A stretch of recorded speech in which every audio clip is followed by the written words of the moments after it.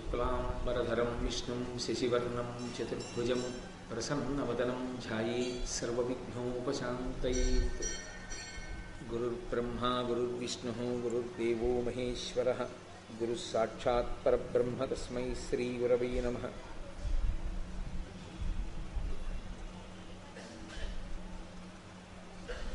వ్యాసాయ విష్ణురూపాయ వ్యాసరూపాయ విష్ణవే నమో వై బ్రహ్మనిధయే వాసిష్ఠాయ నమో నమః.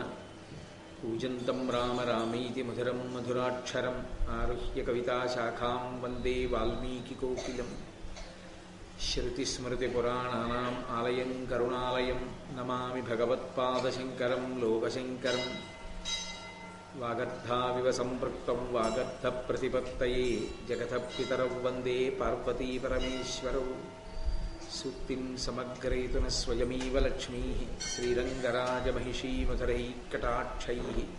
వైదగ్ధ్యవర్ణగుణగుంభనగౌరవైర్యాం కండూలకర్ణకుహరాः కవయోధయంతి. హైమోర్ధ్వపుండ్రమజహన్మకుటం సునాసం మందస్మితం మకరకుండలచారుగండం బింబాధరం బహుళదీర్ఘకృపాకటాక్షం. శ్రీవేంకటేశముఖమాత్మని సన్నిధత్తాం విమలపటి కమలపుటి పుస్తకరుద్రాక్షసస్తహస్తపుటి. కామాక్షి పక్ష్మలాక్షి కలిత విపంచి విభాసి వైరించి. మనోజవం మారుతతుల్యవేగం జితేంద్రియం బుద్ధిమతాం వరిష్టం. వాతాత్మజం వానరయూథముఖ్యం శ్రీరామదూతం శిరసా నమామి. ఆపదామపహర్తారం దాతారం సర్వసంపదాం లోకాభిరామం శ్రీరామం భూయో భూయో నమామ్యహం. జయతు జయతు దేవో దేవకీనందనోయం జయతు జయతు కృష్ణో వృష్ణివంశప్రదీపః. జయతు జయతు మేఘశ్యామలకోమలాంగో జయతు జయతు పృథ్వీ భారనాశో ముకుందః. నారాయణం నమస్కృత్య నరం చైవ నరోత్తమం దేవీం సరస్వతీం వ్యాసం తతో జయముదీరయేత్. హరి ఓం. పరమేశ్వర స్వరూపైన సభకు నమస్కారం. నిన్నటి రోజు ఉపన్యాసం పూర్తి చేసే సమయానికి నేను మీతో మనవి చేస్తున్నాను. భగవంతుని యొక్క సేవకి దూరమైనటువంటి జయ విజయులలో ఒకడైనటువంటి శిశుపాలుడు మళ్ళీ పరమేశ్వరుడి యొక్క అనుగ్రహం చేతని ఆయన యందు లీనమైపోయాడు. అక్కడితో ఆయన పొందినటువంటి శాపం నుంచి ఆయనకి అనుగ్రహం కలిగింది. పరమేశ్వర పథాన్ని మళ్ళీ చేరుకోగలిగాడు. అక్కడతోటి ఆయన పొందినటువంటి శాపాల్లో ఎత్తవలసినటువంటి ఒక రాక్షస జన్మ పూర్తయిపోయింది. ఆ కృష్ణ భగవానుడు చేసినటువంటి వీరోచితమైనటువంటి కృత్యాన్ని చూసి ఆ సభలో ఉన్నటువంటి రాజన్యులందరూ కూడా చాలా హర్షాన్ని పొంది జయ జయ నినాదమున అవ్యయు అంబుజనాభు భువనవంద్యు ఉపేంద్రం ప్రియమున పొగడెను జనములదగిన మహాధ్వనియు చలకి అతితువులంబై. ఎక్కడ చూసినా కూడా ఆ రాజన్యులందరూ చేసేటటువంటి జయ జయ నినాదముల వలన కృష్ణుడి పట్ల వాళ్ళు పలుకుతున్నటువంటి జయవాక్యముల చేత అవ్యయు అంబుజనాభ భువనవంద్య ఉపేంద్ర అని ప్రీతితో పొగడేటటువంటి జనుల యొక్క కోలాహలం, వాళ్ళు చేస్తున్నటువంటి జయ జయధ్వానాలతో ఆ ప్రాంగణం అంతా కూడా మిన్నుముట్టిపోయింది. ఆ తరువాత ఆ రాజసూయ మహాయాగం అక్కడితో పూర్తయిపోయింది. అందరూ చాలా సంతోషించారు. ఎక్కడి మహారాజులు అక్కడ సత్కారాన్ని పొంది వెళ్ళిపోయారు. భీష్మాచార్యుల వారు, ద్రోణాచార్యుల వారు, కృపాచార్యుల వారు మొదలైనటువంటి పెద్దలందరినీ కూడా ధర్మరాజు గారు దగ్గరుండి తన తమ్ములైనటువంటి అర్జున భీమ నకుల సహదేవులను తోడిచ్చి పంపించాడు. వాళ్ళందరూ కూడా వాళ్ళ ప్రదేశానికి వాళ్ళు వెళ్ళిపోయారు. కృష్ణ భగవానుడు బయలుదేరుతున్నాడు ద్వారకానగరానికి. ధర్మరాజు గారు వెళ్ళి, ఈ కార్యం అంతా నీ యొక్క అనుగ్రహం లేకపోతే జరిగి ఉండేది కాదు. ఇంతటి మహాయజ్ఞం చెయ్యగలిగాను అంటే కేవలము నీ యొక్క అనుగ్రహం చేత ఇది పూర్తయిందని కృష్ణ భగవానుడికి నమస్కరిస్తే కృష్ణుడు ఆశీర్వచనం చేస్తున్నాడు. ఒక అద్భుతమైనటువంటి ఆశీర్వచనం. నిజానికి వృద్ధిలోకి వచ్చేటటువంటి పిల్లలను ఉద్దేశించి పెద్దవాళ్ళు చెయ్యవలసినటువంటి ఆశీర్వచనం ఎలా ఉండాలో మనకి సూచన చెయ్యగలిగినటువంటి ఒక అద్భుతమైనటువంటి పద్యస్వరూపమైన ఆశీర్వచన వాక్కుని నన్నయ్య గారు మనకు అందజేశారు. సకల భూత సంఘంబు పర్జన్యు పక్షి సమితి బహుఫల వృక్షంబు అమరులింద్రు అనిశమును ఉపజీవించునట్లు బంధుజనులు నిన్నుపజీవింపమునము పేర్మి.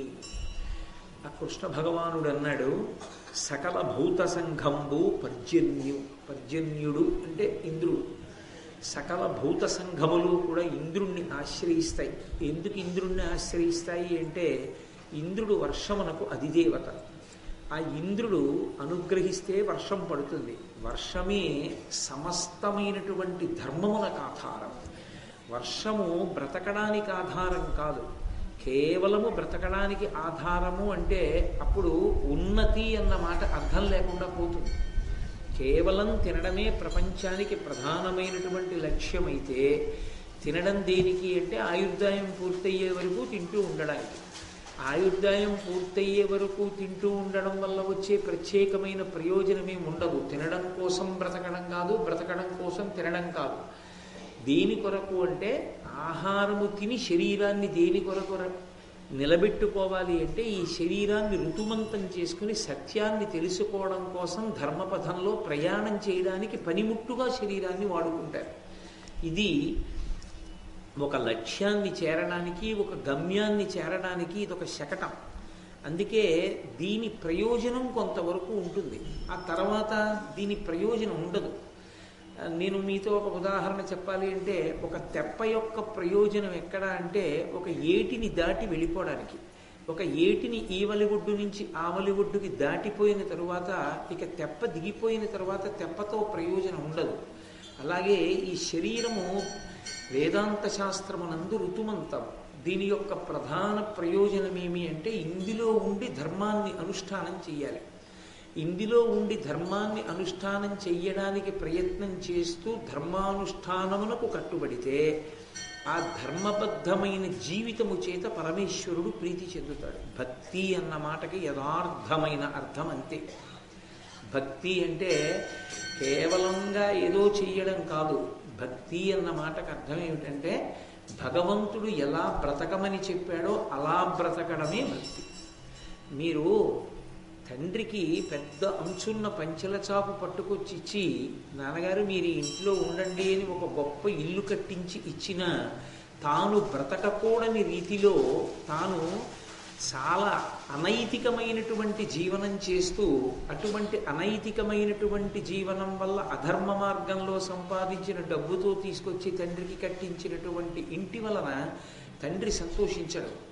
తండ్రి ఎలా బ్రతకమన్నాడో అలా నీతి నిజాయితీలతో బతుకుతూ మీరు కేవలం బెత్తెడు అంచున్న పంచెల చాపు పట్టుకొచ్చి తండ్రికి ఇచ్చినా తండ్రి మురిసిపోతాడు.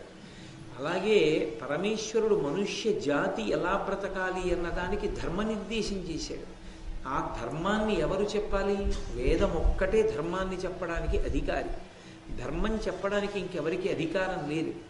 ఆయన ధర్మం చెప్పాడండి అని ఎప్పుడంటారంటే ఆయన వేదాంతర్గతమైన ధర్మాన్ని చెప్తే, అంతేకాని తన నోటికి వచ్చినది చెప్పినది ధర్మం కాదు. వేదంలో చెప్పిన దాన్ని ఎవరు చెప్పారో వాడు ధర్మం చెప్పాడని గుర్తు తప్ప ఈనాటి పరిస్థితులకి ఇది సౌకర్యంగా ఉంటుందండి అందుకని ఇది ధర్మం అండి అంటే కుదరదు. వేదంలో ఏముందో అదే ధర్మం. ఆ ధర్మాన్ని అనుష్ఠించడానికి ఓ ఉపకరణం కావాలి. ఆ ఉపకరణం లేకపోతే అనుష్ఠానం కుదరదు. అలా అనుష్ఠానం చెయ్యడానికి ఇవ్వబడినటువంటి ఉపకరణము శరీరం. నేను మీతో ఇంకా బాగా చెప్పాలి అంటే ఏదో పరోపకారం చెయ్యాలి. పరోపకారం ఎలా చేస్తారు? మానసికంగా నేను చేసి పెట్టానండి ఆయనకంటే కుదరదు. ఆయన ఆకలిస్తోందండి ఆయనకి, నేను పట్టాడు అన్నం నా చేతితో పెట్టలేదు కానీ నా మనసుతో ఆయనకి నేను పంచభక్ష పరమాన్నాలు పెట్టానండి అంటే కుదరదు. అది ధర్మానుష్ఠానమునకు శరీరం ఉండాలి. ఈ శరీరంతో నేను ఒక్క కాయో పండో పట్టాడు అన్నమో కాసిని మంచినీళ్ళో ఇచ్చాననుకోండి నేను ధార్మికంగా బ్రతికాను అని గుర్తు. ఆ ధార్మిక జీవనమునకు శరీరం ఉండాలి. ఈ ధార్మిక జీవనమునకు ఉన్నటువంటి శరీరము ధర్మానుష్ఠానం చెయ్యాలి అంటే నీళ్లు ఉండాలి. అందుకు నీళ్లు ఎందుకు అవసరం అవుతాయి అంటే నీళ్లు లేకపోతే ధర్మం నిలబడదు. ఎందుకు నిలబడదు? ఓ పూజ చెయ్యాలి, ఓ యజ్ఞం చెయ్యాలి, ఓ దేవాలయ ప్రవేశం చెయ్యాలి, ఓ పెద్దల దగ్గరికి వెళ్ళి వారికి నమస్కరించాలి, స్నానం చెయ్యాలి. స్నానానికి నీళ్లు లేవు, ఎలా? పోని విభూతి చల్లుకుంటానండి. అర్ఘ్యం ఎలా ఇస్తారు? అర్ఘ్యం ఇవ్వడానికి నీళ్లు ఉండాలా వద్దా? ఆచమనం చెయ్యాలంటే నీళ్లు ఉండాలా వద్దా? వీటన్నిటికీ నీళ్లు కావాలి. నీరు లేకపోతే ఏది పోతుంది అంటే ధర్మం పోతుంది వెంటనే. ధర్మము లుప్తమైన నాడు అసలు జీవితం అనేటటువంటి మాటకి అర్థం లేదు. ఇంకా ధర్మమునందే సువ్యవస్థితమై ఉంటుంది ప్రపంచమంతా. ఆ ధర్మం నిలబడాలి అంటే నీళ్లు కావాలి. ఆ నీళ్లు కావాలి అంటే దాన్ని ఇచ్చేటటువంటి వానికి పర్జన్యుడని పేరు. పర్జన్యుడు అంటే మెరుపులతో ఉరుములతో పెద్ద గాలితో వర్షాన్ని కురిపిస్తాడు. దానికి అధికారి అయిన వాణ్ణి పర్జన్యుడు అంటారు. దానికి అధికారి దేవేంద్రుడు. ఆ దేవేంద్రుణ్ణి కోరి సేవించి ఆయన చుట్టూ ఉంటాయి భూత సంఘములన్నీ. సమస్త ప్రాణులు నీటి కొరకు అల్లల్లాడతాయి.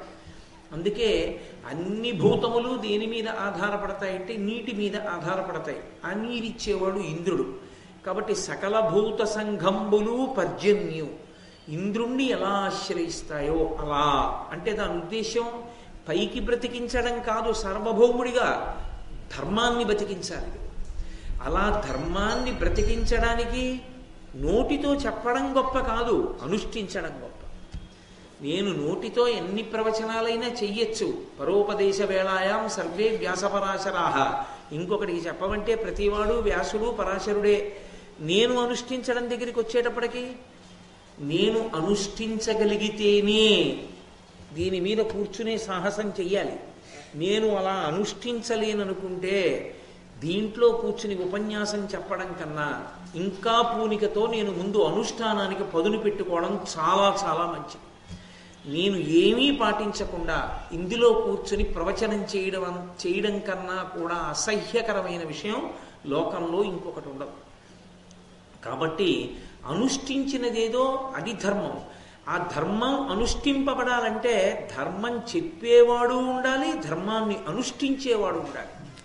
ధర్మం చెప్పేవాడు ఎంత అవసరమో ఆ చెప్పేవాడు ధర్మాన్ని అనుష్ఠించేవాడై చెప్తున్నాడు అనుకోండి, లోకానికి ఒక మర్యాద ఉంటుంది, ఒక గౌరవం ఉంటుంది. ఆయన చెప్పాడంటే ఆయనకి అధికారం ఉందండి, ఆయనకి ఆ మర్యాద ఉంది, ఆయన చెప్పడానికి అర్హుడు. కాబట్టి ఆయన అలా చెప్పచ్చు. ఆయన కఠినంగా చెప్పినా ఆయన దానికి అర్హుడే, ఆయన అలా బ్రతుకుతున్నాడు కనుక అనిపించుకుంటాడు. కాబట్టి సకల భూత సంఘంబులు పర్జన్యునాశ్రయించినట్లు అన్న మాటకు అర్థం కేవలము పోషణార్థము కాదు, ధర్మము నిలబడాలి. ధర్మము నిలబడడానికి నీ దేశంలో ఎవరో ఆదర్శవంతులవడం కాదు, ముందు ప్రభువు ఆదర్శవంతుడవ్వాలి. అలా నువ్వు బ్రతకగలిగిన వాడి వగుదువుగాక. పక్షి సమితి బహుఫల వృక్షంబు.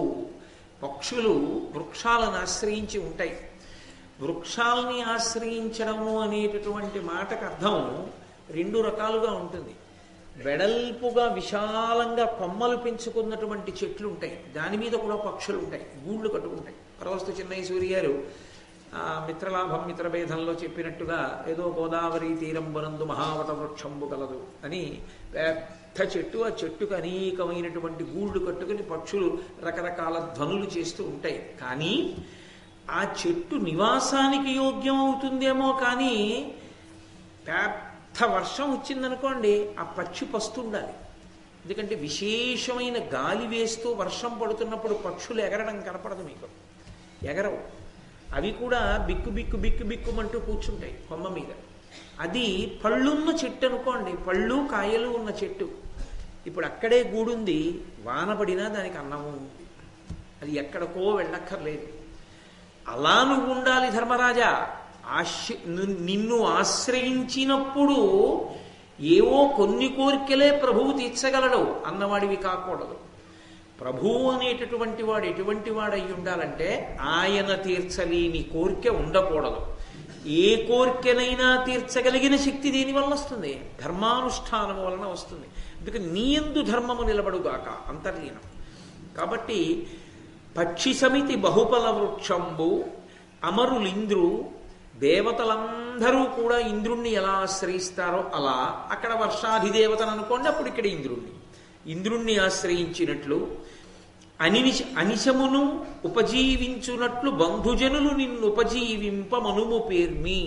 వీళ్ళందరూ వాటిని ఎలా ఆశ్రయిస్తారో అలా బంధుజనులందరూ కూడా నిన్ను ఆశ్రయించి సంతోషంగా జీవనం చేసేటట్టుగా, అంటే 10 మందికి పనికొచ్చేవాడివై, నీకోసం నువ్వు బతికేవాడివి కాకుండా 10 మంది కోసం బ్రతకగలిగినటువంటి వాడివై వర్ధిల్లెదవుగాక అని శ్రీకృష్ణ భగవానుడు ధర్మరాజుకు ఆశీర్వచనం చేశాడు. ఇందులో గమ్మత్తు ఏమిటంటే, కృష్ణ భగవానుడు వెళ్ళిపోయాడు ద్వారకా నగరానికి, భీష్మాచార్యుల వారు వెళ్ళిపోయారు, ద్రోణాచార్యుల వారు వెళ్ళిపోయారు, కృపాచార్యుల వారు వెళ్ళిపోయారు, మిగిలిన మహారాజులందరూ వెళ్ళిపోయారు. వెళ్ళని వాళ్ళు 2 ఉన్నారు. ఒకడు దుర్యోధనుడు, ఒకడు శకుని. వీళ్ళిద్దరే ఉన్నారు. ఎందుకున్నారు వాళ్ళిద్దరూ అంటే, వాళ్ళకొక తీవ్రమైన కోరిక మిగిలిపోయింది. ఆ మయసభ యొక్క సౌందర్యం, మయసభ యొక్క వైభవాన్ని చూశాడు దుర్యోధనుడు. విపరీతంగా ఆకర్షింపబడ్డాడు. ఆ మయసభా ప్రాంగణాన్నంతటినీ కూడా తాను తనివి తీరా చూడాలనుకున్నాడు. అందుకని అందరూ వెళ్ళిపోయినా వాళ్ళిద్దరూ మాత్రం ఉండిపోయారు. వాళ్ళిద్దరే ఉండిపోయారు అన్న మాట వెనక వ్యాసుని యొక్క హృదయం వేరు. మీరు దాన్ని జాగ్రత్తగా పట్టుకోవాలి. జరగబోయేటటువంటి ప్రమాదాన్నంతటినీ కూడా సూచిస్తున్నారు. ఏదైనా ఊరెళ్ళాం అనుకోండి, ఒక 500 మందిని కలిసి, నేను ఒక్కడనే ఇంకొక 2 రోజులు ఉండవలసి వచ్చింది అనుకోండి, మా 500 మందిలో ఎవరినైనా ఒక్కరిని మీతో ఉంచుకోండి సహాయంగా. ఒక్కరే ఉండడం ఎందుకు, ఒకరు ఉంచుకోండి, ఎవరైనా ఉంటాం 500 మందిలో అన్నారనుకోండి, నేను ఎవరిని ఎంచుకున్నాను అన్న దాన్ని బట్టి నా జీవన విధానం అర్థమవుతుంది. Tell me your friends, I will tell you what you are అని ఇంగ్లీష్లో ఒక ప్రొవెర్బ్. నేను ఎవరిని ఎంచుకుంటాను అన్నదాన్ని బట్టి నా మనసు ఎటువంటిది అన్నది అర్థమైపోతుంది. నేను ఒక ధార్మికుణ్ణి, నా కార్యక్రమాన్ని భంగం చెయ్యని వాణ్ణి, నన్ను అనువర్తించేవాణ్ణి, నా కార్యక్రమం నేను చేసుకునేటటువంటి పనుల మీద భక్తి ప్రపత్తులు ఉన్నవాడిని నేను ఎంచుకున్నాను అనుకోండి, ఆయన తన కార్యమునందు నిబద్ధత కలిగిన వాడు. అందుకే తన కార్యమునకు భంగము కానివాడిని ఎంచుకున్నాడు అని అర్థమవుతుంది.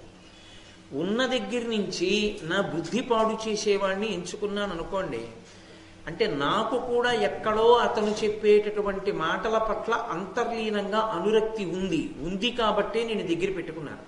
పెట్టుకోకపోతే అతను నాకు ఎలా దగ్గరవుతాడు? అవలేడు. చూడండి, కొన్ని పళ్ళు ఉంటాయి, పైకి చాలా బాగుంటాయి. మీరు ఇలా విప్పి చూశారనుకోండి, లోపల ఎర్రగా ఇంతంత పురుగులు పట్టు ఉంటాయి. ఆ పురుగు ఎలా వెళ్ళింది లోపలికి?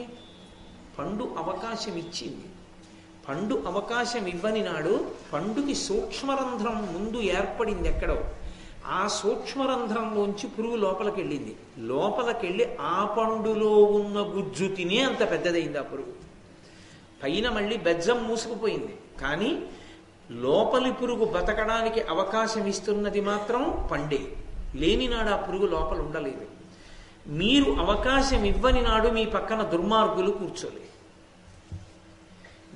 ఒకవేళ ఏదో కారణం చేత వాడు వచ్చి పక్కన కూర్చున్నా మీకు సంగం కుదరదు. మీరు వాడిని అంటి ఉండడు. వాడి బుద్ధి తెలియగానే మీరు దూరం అయిపోతారు.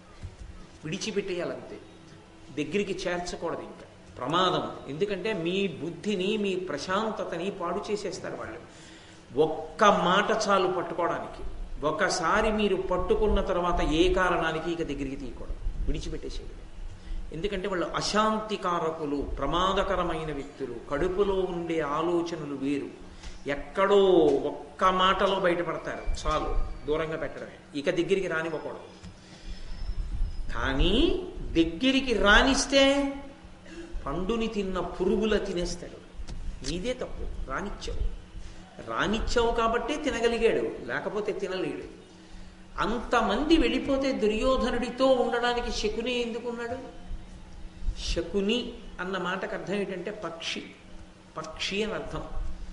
శకుని పక్షి అయితే లోకంలో ఎన్నో పక్షులు ఉన్నాయి, శుభప్రదమైన పక్షులు కూడా ఉన్నాయి. కోయిల ఉంది, కోయిల చక్కటి మధురమైన గీతం పాడుతుంది. పాలపెట్ట ఉంది, శుభప్రదమైనటువంటి దర్శనం కలిగినటువంటి పిట్ట. శకుని పక్షి. శకుని పక్షి అయితే శకుని ఏ పక్షి తెలుసుకోవాలంటే, శకుని కొడుకు పేరు తెలుసుకుంటే చాలు. శకుని కొడుకు పేరు ఉలూకుడు, అంటే గుడ్లగూబ. కొడుకు గుడ్లగూబ అయితే తండ్రి ఎవరు? తండ్రి గుడ్లగూబే. గుడ్లగూబలు ఇంట్లో చేరితే ఇల్లు ఏమవుతుంది? సర్వనాశనం అవుతుంది. శకునిని దుర్యోధనుడు దగ్గర పెట్టుకున్నాడు. అంతమంది వెళ్ళిపోయిన తన ఊళ్ళో తానుండగా తనతో పాటు ఉన్నాడు వేరు. అందరూ వెళ్ళిపోయినా, తన తమ్ముళ్ళు కూడా వెళ్ళిపోయినా శకుని దగ్గర ఉన్నాడు. ఏ అవసరానికి ఉన్నాడు?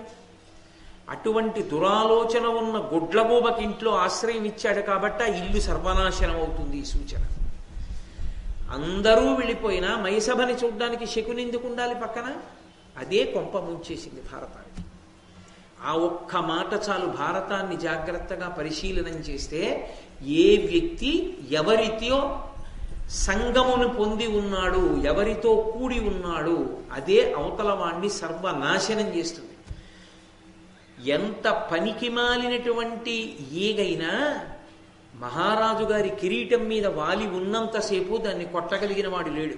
ఎందుచేత అంటే సంగము వలన వచ్చిన ప్రయోజనం మహారాజు గారి కిరీటం మీద కూర్చుంది. అదే ఈగ శ్లేష్మ మీద వాలి ఎగిరి వస్తుంటే ఇలా చేత్తో కొట్టేస్తారు, దగ్గరికి రానివ్వరు. దానికి పూజనీయత లేదప్పుడు. ఒక పుష్పహారం పరమేశ్వరుడి మెడలో ఉన్నది తీసి చేతికిస్తే కళ్ళకద్దుకొని తల మీద పెట్టుకుంటారు. ఒక శవానికి వేసిన పుష్పహారం జారి కింద పడితే కాలుతో కూడా తొక్కరదండి. రెండూ పుష్పహారాలే. దేనితో కూడిందా అన్నదాని వల్ల వస్తోంది ప్రయోజనం. ఇనుము తనంత తాను గొప్పది, కఠినమైనది. అగ్నితో కూడితే 10 కాలాలకి పనికొచ్చేటట్టుగా వంగి కిటికీ ఊచవుతుంది. అదే ఇనుము వాన నీటితో కూడితే లేదా నీటితో కూడితే తుప్పట్టి విరిగిపోతుంది. ఇంత ఇనుము కూడా ఎవరితో కూడావన్న దాన్ని బట్టి అభ్యున్నతి కానీ పతనం కానీ ఆధారపడతాయి. దుర్యోధనుని యొక్క బుద్ధి ఎటువంటిది, ఎవరి మాట వింటాడు, ఎవరిని దగ్గర ఉంచుకోవడాన్ని ఇష్టపడతాడు, ఎవరి యొక్క మాటలకు ప్రేరణ చెందుతూ ఉంటాడు, ఇది శకునిని దగ్గర ఉంచుకోవడం అన్న మాట చేత తెలిసిపోతుంటుంది. ఒక్కొక్కరికి చూడండి, ఒక్కొక్క మనిషి పక్కన ఉంటే సంతోషంగా ఉంటారు. ఏమంటే ఇవాళ కొంచెం అలా ఉన్నారంటే ఏడి అతను లేడుగా, దాంతో కొంచెం విసుగ్గా ఉంది, ఇవాళ అతను ఉంటే కాలక్షేపంగా ఉండేదంటాడు. అంటే అతను ఉంటే ఇతనికి శాంతి. అతను మంచివాడైతే ప్రమాదం రాదు. వాడు దుర్మార్గుడు అనుకోండి, ఈ సంఘం ప్రమాదాన్ని తీసుకొస్తుంది, పాడు చేసేస్తుంది. పతనమైపోతాడనడానికి ఇంకా ఇంతకన్నా ప్రమాణవాక్కు అక్కర్లేదు. కాబట్టి శకునిని ఉంచుకుని తనతో ఆయన మయసభనంతటినీ కూడా చూడాలి అని కోరుకున్నాడు. మయసభని చూడాలి అని కోరుకున్నాడు అనుకోండి. అంత ఆదరించినటువంటి ధర్మరాజు గారిని నేను ఇవాళ మయసభా ప్రాంగణం అంతా చూడాలనుకుంటున్నాను, ఎక్కడే ఉన్నాయో చూడడానికి నాకు ఒక సహాయకుణ్ణి పంపించు అని అడిగాడు అనుకోండి. పంపడా ధర్మరాజు? పంపుతాడుగా. ధర్మరాజుని ఒక సహాయకుణ్ణి అడిగి ఉండుంటే ఆ సభలో ఎక్కడ ఏముందో తెలుసుకోవడానికి తలకి బొప్పెందుకు కడుతుంది? నీళ్లు లేని చోట నీళ్లున్నాయనుకుని ఎందుకు తడపడతాడు? నీళ్లు ఉన్న చోట లేవనుకుని అందులో ఎందుకు దిగి భ్రంశపడతాడు? ఎందుకు పొరపడతాడు? అంటే ఎంతటి అహంకారగ్రస్తుడో మీరు దాన్ని బట్టి అర్థం చేసుకోవచ్చు. ఒక సభని చూడడానికి నేను అడగడం ఏంటి ధర్మరాజుని? నేను చూడలేనా? నాకు తెలీదా? మాకు తెలియవా? మాకు లేవా ఇలాంటి సభలో? ఆంతరమునందు మనకి లేదు ఇటువంటి సభ, అందుకే ఉన్నాడు. అది చూడాలి. అది చూడాలని ఉన్నవాడు చూడడానికి మనిషినిమ్మని మాత్రం అడగడం. ఎందుకు అడగడంటే ఆభిజాత్యం, అహంకారం. ఇంతటి అహంకారం పక్కన చెడు మాటలు చెప్పగలిగిన వాడితో కలుస్తోంది. మయసభలో కలిసింది అంటే ఇలా కలిసిన వాళ్ళిద్దరూ రేపొద్దున్న ఎంత ప్రమాదాన్నైనా తీసుకొస్తారు. వాళ్ళ ప్రమాదం వెనక ఇతరుల యొక్క ప్రమాదం కూడా పొంచి ఉంటుంది. వాడు అస్తవ్యస్తంగా వాహనాన్ని నడుపుతూ వచ్చి గుద్దీశాడు ఎవరినో అంటే సక్రమంగా వెడుతున్నవాడు కూడా బలైపోయాడని గుర్తు కాదు. వాడు ఏ గోడనో గుద్దేస్తే వేరు, వాడు వచ్చి చాలా జాగ్రత్తగా వెళ్తున్నవాడిని గుద్దేస్తే వాడి ప్రమత్తతకి, వాడి బుద్ధిహీనత వల్ల బుద్ధితో సక్రమంగా ఉన్నవాడు కూడా దెబ్బతిన్నాడా లేదా? ఎవరు ఏ స్థానంలో ఉన్నారన్న దాన్ని బట్టి ప్రమాదం ఉంటుంది. ఒక్క కుటుంబాధిపతి బుద్ధి లేనివాడు అనుకోండి, ఆ కుటుంబం ఒక్కటే బాధపడుతుంది. ఒక గ్రామాధికారి బుద్ధి లేనివాడు అనుకోండి, ఆ గ్రామం ఒకటే బాధపడుతుంది. ఒక మండలాధికారి బుద్ధి లేనివాడు అనుకోండి, ఆ మండలం బాధపడుతుంది. ఒక రాష్ట్రాధికారి బుద్ధి లేనివాడైతే రాష్ట్రం బాధపడుతుంది. ఒక దేశాన్ని పరిపాలించేవాడు బుద్ధిహీనుడైతే దేశం అంతా బాధపడుతుంది. అది ఎంతటి జనక్షయానికైనా దారితీస్తుంది, ఎంత ప్రమాదానికైనా దారితీస్తుంది. కాబట్టి ఇప్పుడు దుర్యోధనుడు ఉన్న స్థానం రీత్యా అది ఎంతటి పెను ప్రమాదానికైనా తీసుకెళ్ళగలదు. మయసభని తనంత తాను చూడాలనుకోవడం, అందరూ వెళ్ళిపోయినా తాను వెళ్ళకపోవడం, ఆ కోరిక కోసమే ఉన్నవాడు ధర్మరాజుకి చెప్పకపోవడం, శకునిని పక్కన ఉంచుకోవడం, శకునితో కలిసి మయసభని చూడడానికి బయలుదేరడం, ఇంతే నన్నయ్య గారు చెప్తారు. ఇవన్నీ నన్నయ్య గారు చెప్పరు. కానీ కవి హృదయాన్ని మీరు పట్టుకోవడమే భారతాన్ని చదువుకోవడం. కథ చదువుకోవడానికి భారతం కాదు. ఎందుకు భారతం చదువుకుంటున్నాం, ఎందుకు భారతం వింటున్నాం? భారతం మన జీవితాన్ని దిద్దేదేదో నేర్పుతోంది. అది నేర్చుకోవాలనుకున్నప్పుడు దుర్యోధనుడిలా మనం ఉండకూడదు అనుకుంటే శకునిని పక్కన పెట్టుకోకూడదు. అంతటి అహంకారం పనికిరాదు. ఈ విషయాన్ని తేటతెల్లం చేస్తుంది. ఒక్క వాక్యంతో దుర్యోధనుడు ఎటువంటి వాడో చెప్పక చెప్పారు నన్నయ్య. అది ఆయన ప్రజ్ఞ. అటువంటి మహానుభావుడు ఆ దుర్యోధనుడు బయలుదేరినటువంటి వాడై ఆ మయసభ ప్రాంగణంలోకి ప్రవేశించాడు. ప్రవేశించి ఆ మయసభనంతటినీ చూస్తున్నాడు. దాని నెరిగి ధర్మతనయుణ్ణి అడిగి ఉంటే ఎవరినైనా పంపేవాడు. కానీ ఆయనంతట ఆయనే వెళ్ళాడు. మూసివేసినటువంటి ద్వారం ఒకటి ఉంది అక్కడ. కానీ అది మయుని యొక్క సభా నిర్మాణ వైచిత్రి. అక్కడ తలుపులు తెరిచి ఉన్నట్లు కనపడింది. తలుపులు తెరిచి ఉన్నాయనుకుని లోపలికి వెళ్ళిపోయాడు. అలా ఉంటుందా అండి అని మీరు అంటారేమో. నా జీవితంలో నేనే చూసా ప్రత్యక్షంగా ఒక సందర్భాన్ని. గాజు తలుపులు పెట్టున్నాయి. ఒక పెద్ద ఆయన లోపల నుంచి కనపడుతోంది. బయట కరెంటు పోయింది. లోపల ఏదో ఇన్వర్టర్ మీద లైట్లు వెలుగుతున్నాయి. ఆయన గబగబా వచ్చాడు. పాపం ఆ చీకట్లో ఆ కంగారులో ఆయనకి తలుపు తీసి ఉంది, లోపలికి వెళ్ళిపోవచ్చు అనుకున్నాడు. అద్దంలో నుంచి అంత స్పష్టంగా కనపడుతుంటే గబగబా వెళ్ళబోయాడు. ఆ అద్దాలు గుద్దుకుని ఆ తలకి తగిలి నెత్తురు కారి ఆ గాజు పింకుల్లోనే పడిపోయి ఆయన స్పృహ తప్పాడు. ఎంతో నెత్తురుపోయింది. నాకే తెలుసు జీవితంలో అటువంటి సందర్భం ఒకటి. మనమే అంత పొరపాటు పడుతుంటాం కదా. అందుకే కదా ఒక్కొక్కసారి తలుపు ముందుకు తొయ్యాలా వెనక్కి తొయ్యాలా అన్నది కూడా అనుమానం ఉంటుంది. పుల్లు పుష్షు అని రాస్తుంటారు. ఆ పుల్లు పుష్షుకి అర్థం తెలియకపోతే పుల్కి పుష్ చేసినా పుష్కి పుల్ చేసినా ప్రమాదమే. కాబట్టి మయసభ అలా నిర్మాణం చేశాడు. మనమే ఇవాళ అద్దాల గదులు కట్టుకోగలిగితే మయసభ ఆయన అలా నిర్మాణం చేశాడంటే పెద్ద విచిత్రం ఏముందండి. కాబట్టి దారి ఉంది, వెళ్ళిపోవచ్చు అనుకుని దుర్యోధనుడు గబగబా వెళ్ళిపోయాడు. కానీ దారి లేదు, మూసివేయబడి ఉంది. ఆ తలకి కొట్టుకుంది. కొట్టుకోవడం ఏంటి, తల బొప్పి కట్టి కొద్దిగా నెత్తురోడింది. ఆయనకి తనకి దెబ్బ తగిలిందని బాధ కాదు, రెండు బాధలు ఉన్నాయి. నేను కూడా పొరపాటు పడగలిగినంత ప్రజ్ఞతో ఈ సభ నిర్మింపబడింది. రెండు, ధర్మరాజు సభ నన్ను కొట్టింది, ఎవరూ చూడలేదు కదా, అదొకటి. ఇప్పుడు ఎవరు చూడలేదు, అయిపోయింది అక్కడికి. అలా ముందుకెళ్ళాడు. నేను మొట్టమొదటి రోజు మీతో మనవి చేశా కదా, ఇంద్రనీలమణులతో నీరు సృష్టించాడు ఆయన ఆ కాంతి చేత. అది నీటి మడుగు అనుకున్నాడు. అనుకుని అందులో కాలు పెడితే కాలు బట్ట తడిసిపోతాయనుకుని పంచె పైకెత్తి పట్టుకుని జాగ్రత్తగా దిగాడు. అది సరోవరం కాదు. అరే ఎవ్వరూ లేరు కదా ఇక్కడ అనుకున్నాడు. మళ్ళీ ఇబ్బంది పడ్డాడు కదూ, మళ్ళీ బాధపడ్డాడు. ఇంకొంచెం ముందుకు వెళ్ళాడు. పక్కనే ఉన్నాడు శకుని, చూస్తున్నాడు. ఇంకొంచెం ముందుకెళ్ళాడు. స్ఫటికమణిల కాంతులు నీటిని కప్పేశాయి. అందుకని నీరు లేదనుకున్నాడు. అనుకుని గబగబా నడిచాడు. అది నీటి మడుగు, అందులో పడిపోయాడు. అందులో పడిపోయినప్పుడు ఆ బట్టలు తడిసిపోతే, తెలుగు భారతం ప్రకారంగా అయితే పాండవులు ద్రౌపదీదేవి కూడా ఆ పక్కన ఎక్కడో ఉన్నారు. వాళ్ళు చూశారు ఈ సందర్భాన్ని. దుర్యోధనుడు మయసభ చూస్తున్నాడు అనుకుని వాళ్ళు ఉండొచ్చు, వాళ్ళ సమయానికి వచ్చి ఉండి ఉండవచ్చు. ఈయన పడిపోయి బట్టలు తడుపుకున్న సందర్భాన్ని చూశారు. వాళ్ళు చూసి నవ్వారనే ఉంది. ద్రౌపదీదేవి కూడా నవ్వింది. నవ్వారు. అయితే నవ్వడం అనేటటువంటిది అన్ని వేళలా అవతల వారిని హేళన చేయడానికే నవ్వినది అయ్యుండి ఉండకపోవచ్చు. మయుడు ఎంత గొప్పగా కట్టాడరా, మామూలు వాడు పడిపోయాడంటే అర్థం ఉంది. ఇంతటి మహారాజు, ఇన్ని తెలుసున్న దుర్యోధనుడు కూడా పడిపోయాడా అని చమత్కారానికి నవ్వుండొచ్చు. కానీ నేను సమర్థించే ప్రయత్నం చెయ్యట్లేదు, కానీ దాన్ని స్వీకరించే హృదయం యొక్క సంస్కారం మీద ఉంటుంది. కొందరు చక్కగా తేలిగ్గా తీసుకుంటారు విషయాల్ని, అక్కడ ఉన్న బంధుజనుల మధ్యలో దాన్ని అలా తీసుకుంటారు. కొందరు కొన్ని చిన్న చిన్న సన్నివేశాలని చాలా తీవ్రమైన స్థాయికి తీసుకెడతారు. చాలా తీవ్రమైన స్థాయికి వెళ్ళిపోతుంది. అది అసలు బీజం చాలా చిన్నదే. వటవృక్షం చిన్న బీజంలోంచి పుట్టినంత పెద్ద చెట్టు పుట్టిస్తాడు. ఇది చూసి అతను ఖిన్నుడయ్యాడు. వీళ్ళు నవ్వారు.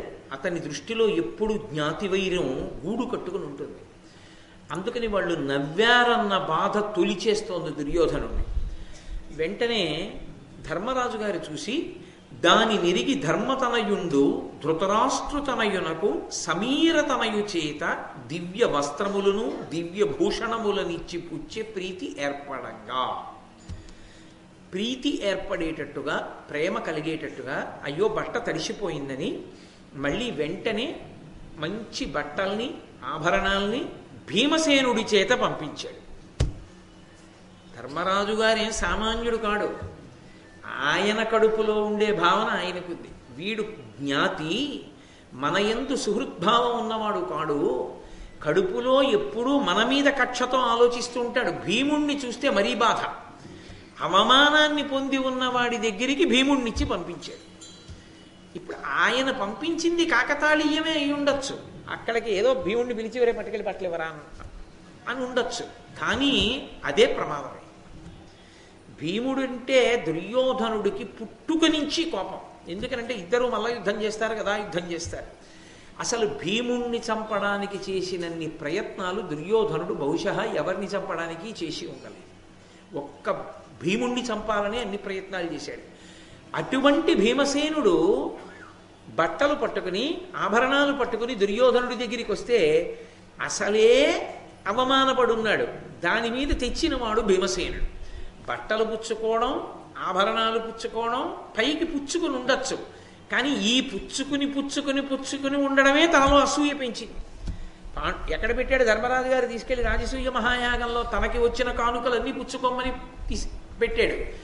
వచ్చిన మహారాజులందరూ ఇచ్చిన కానుకలన్నీ ధర్మరాజు పనుపున పుచ్చుకున్నాడు. ధర్మరాజుకి ఇంత వైభవా అని ఏడుపు. దానికి తోడు ఇప్పుడు తను అవమానపడితే భీముడు పట్టుకొచ్చి బట్టలు భూషణాలు ఇచ్చాడు. మరింత వ్యగ్రతని పొందాడు. అయిపోయింది. శకుని తీసుకుని దుర్యోధనుడు మరునాడు బయలుదేరి హస్తినాపురానికి వెళ్ళిపోయాడు. చాలా రోజులైంది ఎవరితో మాట్లాడు, అన్నం తిండవు, ముభావంగా ఉంటాడు.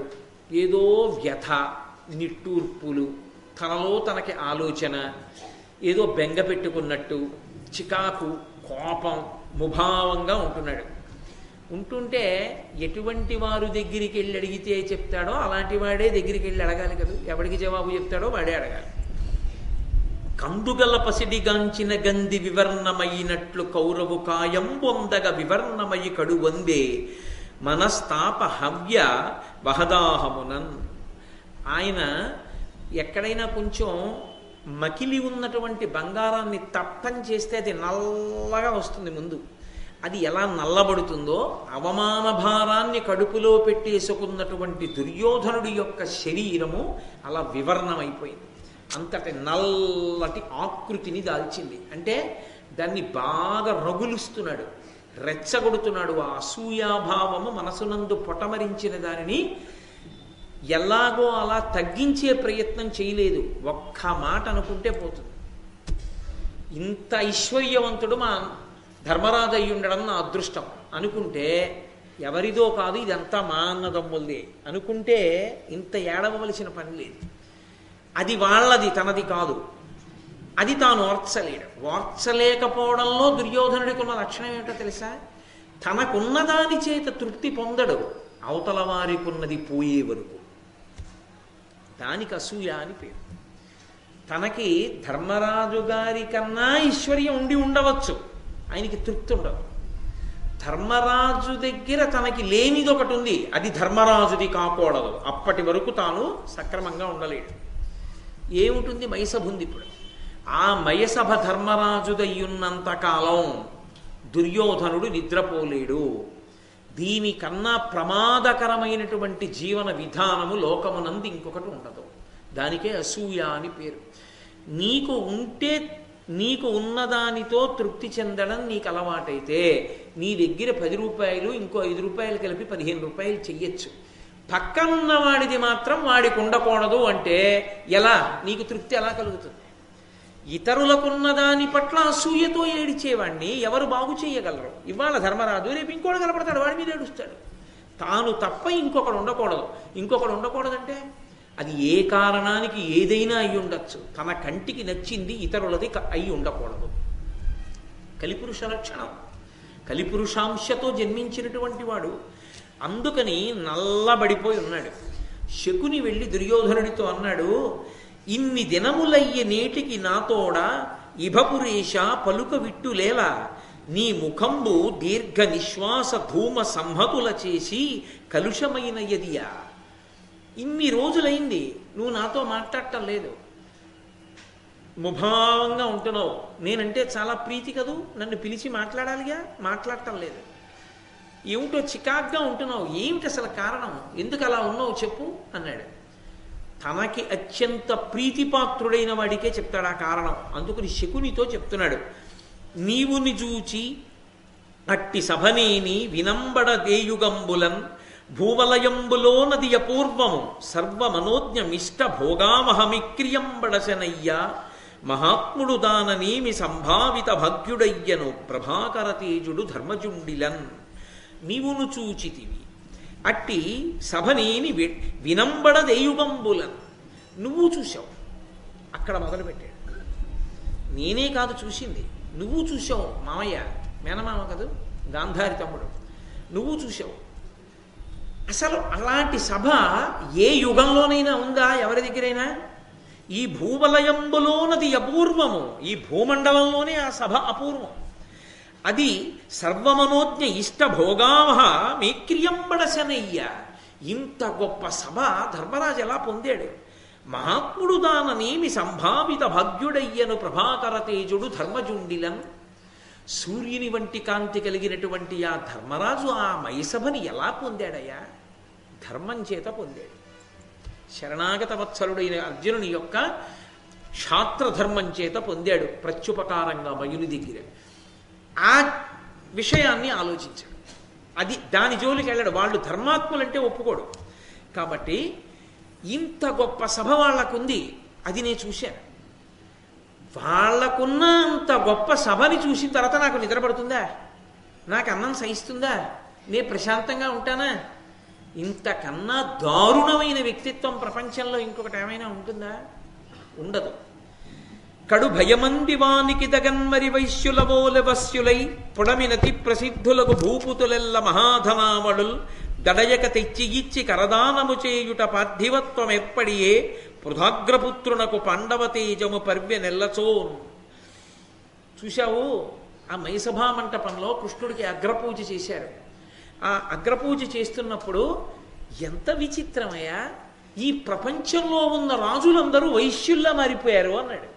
వైశ్యుల్లా మారిపోవడం అంటే, వైశ్యుడు వ్యాపారం చేస్తాడు. వ్యాపారం చేసేటప్పుడు అది దాచుకు చేసేది కాదు. ఆ కొట్టన్న తర్వాత 10 మంది ముందు విప్పి పెడితేనే కాదు 10 మంది చూసి ఇక్కడ ఈ సరుకుందని చెప్పి వచ్చేది. కాబట్టి అందులోకి దొంగ వస్తాడు, దొర వస్తాడు, సంఘ వ్యతిరేక శక్తులు వస్తాయి, కొనుక్కునే వాళ్ళు వస్తారు, పన్నులు వేసేవాళ్ళు వస్తారు, నియంత్రించే ప్రభుత్వం వస్తుంది, మాట సాయం చేసే మంచివాడు వస్తాడు. వచ్చిన ప్రతివాడు కొన్నా కొనకపోయినా ఎంతో మర్యాదతో మాట్లాడాలి. అంతేకాని మీ దగ్గర డబ్బులు ఉన్నాయో తీసి చూపించండి, అప్పుడు చెప్తాను. ఏంట్రా ఆయన్ని చూపించకండి అనగలడా? అనలేడు. అన్నీ చూసేసి 1000 బట్టలు చూసి అబ్బే ఇది కాదు, ఈ మధ్య వస్తున్న అంచు వేరని వెళ్ళిపోయినా కూడా నవ్వుతూ ఊరుకుని మళ్ళీ మడతలెట్టి లోపలెట్టుకోవాలి. అంతేకాని దెబ్బలాడకూడదు. వైశ్యుడు తన వ్యాపారాభివృద్ధి కొరకు ప్రతి వాళ్ళని గౌరవించాలి. తప్పదది. వీసమిత్తు లాభం లేనిదే వ్యాపారస్తుడు వరదలో దూకడం అని సామెత. కాబట్టి ఆయన ఆ గౌరవాన్ని పాటించకపోతే తన వ్యాపారాన్ని చేయలేడు. అది నేను తక్కువ చేసి మాట్లాడుతున్నానని మీరు అనుకోకూడదు. ఒక్కొక్క వృత్తికి ఒక్కొక్క పరిమితి ఉంటుంది. ఓ ప్రభుత్వోద్యోగి ఉన్నాడు అనుకోండి, సాధారణంగా పిల్లలతో అంటారు, మేమెవరి మీద ఆధారపడక్కర్లేదురా, మేము చచ్చిపోయేంత వరకు మా ఉద్యోగం మమ్మల్ని కాపాడుతుంది. మేము ఉద్యోగంలో ఉన్నా, ఉద్యోగం వదిలిపెట్టినా కూడా, మాకు జబ్బు వచ్చినా కూడా హాస్పిటలైజేషన్ని కూడా గవర్నమెంట్ చూసుకుంది. మాది గవర్నమెంట్ ఉద్యోగం, ఎవరికి భయపడక్కర్లా. 60 ఏళ్ళు వచ్చే వరకు ఉద్యోగం చేస్తాను, 60 ఏళ్ల తర్వాత పెన్షన్ ఇస్తుంది. నేను ఏ కొడుకు మీద ఏ కూతురు మీద ఆధారపడవలసిన అవసరం నాకు లేదంటాడు. ఎందుకని? అది ఆయన ధైర్యం, గవర్నమెంట్ ఉద్యోగంలో ఉన్నానని. ఆయనకి అది ధైర్యం అయితే వైశ్యుడు అలా అనలేడు. ఇవాళ 50 లక్షలు అమ్మేశానంటే ఇంకా వ్యాపారానికి వస్తే ఎంత రాకపోతే ఎంత అనలేడు. ప్రతిరోజు అమ్మాలనే చూస్తాడు, దినదినాభివృద్ధి పొందాలనే చూస్తాడు. కాబట్టి అందరి పట్ల అణుకువగా ఉండాలి. అలా ఈ రాజులేమిట్రే ఇంత అణకువగా వచ్చారు, ఒక్కడి దగ్గర ధైర్యం లేదు. వచ్చి కప్పాలు వరుస క్రమంలో నిలబడి కట్టేశారు కదరా ఒక్కొక్కడును. అతి ప్రసిద్ధులకు భూపుతులెల్ల మహాధనాములు దడయక తెచ్చి ఇచ్చే కరదానము చేయుట పార్థివత్వమెర్పడియే పృథగ్రపుత్రునకు పాండవ తేజము పర్వె నెల్లచోన్. అంతంత కప్పాలు తీసుకొచ్చి వాళ్ళందరూ భయంతో భక్తితో కట్టేస్తుంటే ఎక్కడ చూసినా పాండవుల యొక్క పౌరుష పరాక్రమాలు విస్తరిల్లితే నాకు ఎంత చిన్నతనంగా అనిపించింది. అక్కడే నిలబడి ఒక్కొక్కడిని వరుస క్రమంలో నించోపెట్టి తీసుకెళ్లి వాళ్ళందరికీ కూడా ఆ బహుమానాలు ఇప్పించడమా, వాళ్ళందరూ బహుమానాలు కట్టి ధన్యులైనట్టు వెళ్ళిపోవడమా, అవన్నీ నా కర్మకాలి నేను బుచ్చుకుని వాళ్ళ కోశాగారం అంతా నింపడమా? ఏమిట్రా ఎంత వైభవంరా పాండవులది! జన్నంబు చూడగ సకల భూముల నుండి వచ్చిన రాజ్యవరులు అవని సురులకు వైశ్యుల శూద్రుల ఆత్మీయ బంధు సుహృదీశ్వర భట నియోగ జనులను పేదల సాధుల నిత్యంబు తాన పరీక్షించి తగవిరింగి ఎన్నంబు దయపెట్టి అందరూ కుడిచిన తనుమధ్య అర్ధరాత్రంబునప్పుడు కాని కుడువదట్టె కమలాక్షి ద్రౌపది అదియుగాక అమ్మహాద్ధరమున అధముడయ్యూకడు ప్రియంబున అభ్యర్థితుండు కాని వంచితుండు లేడు.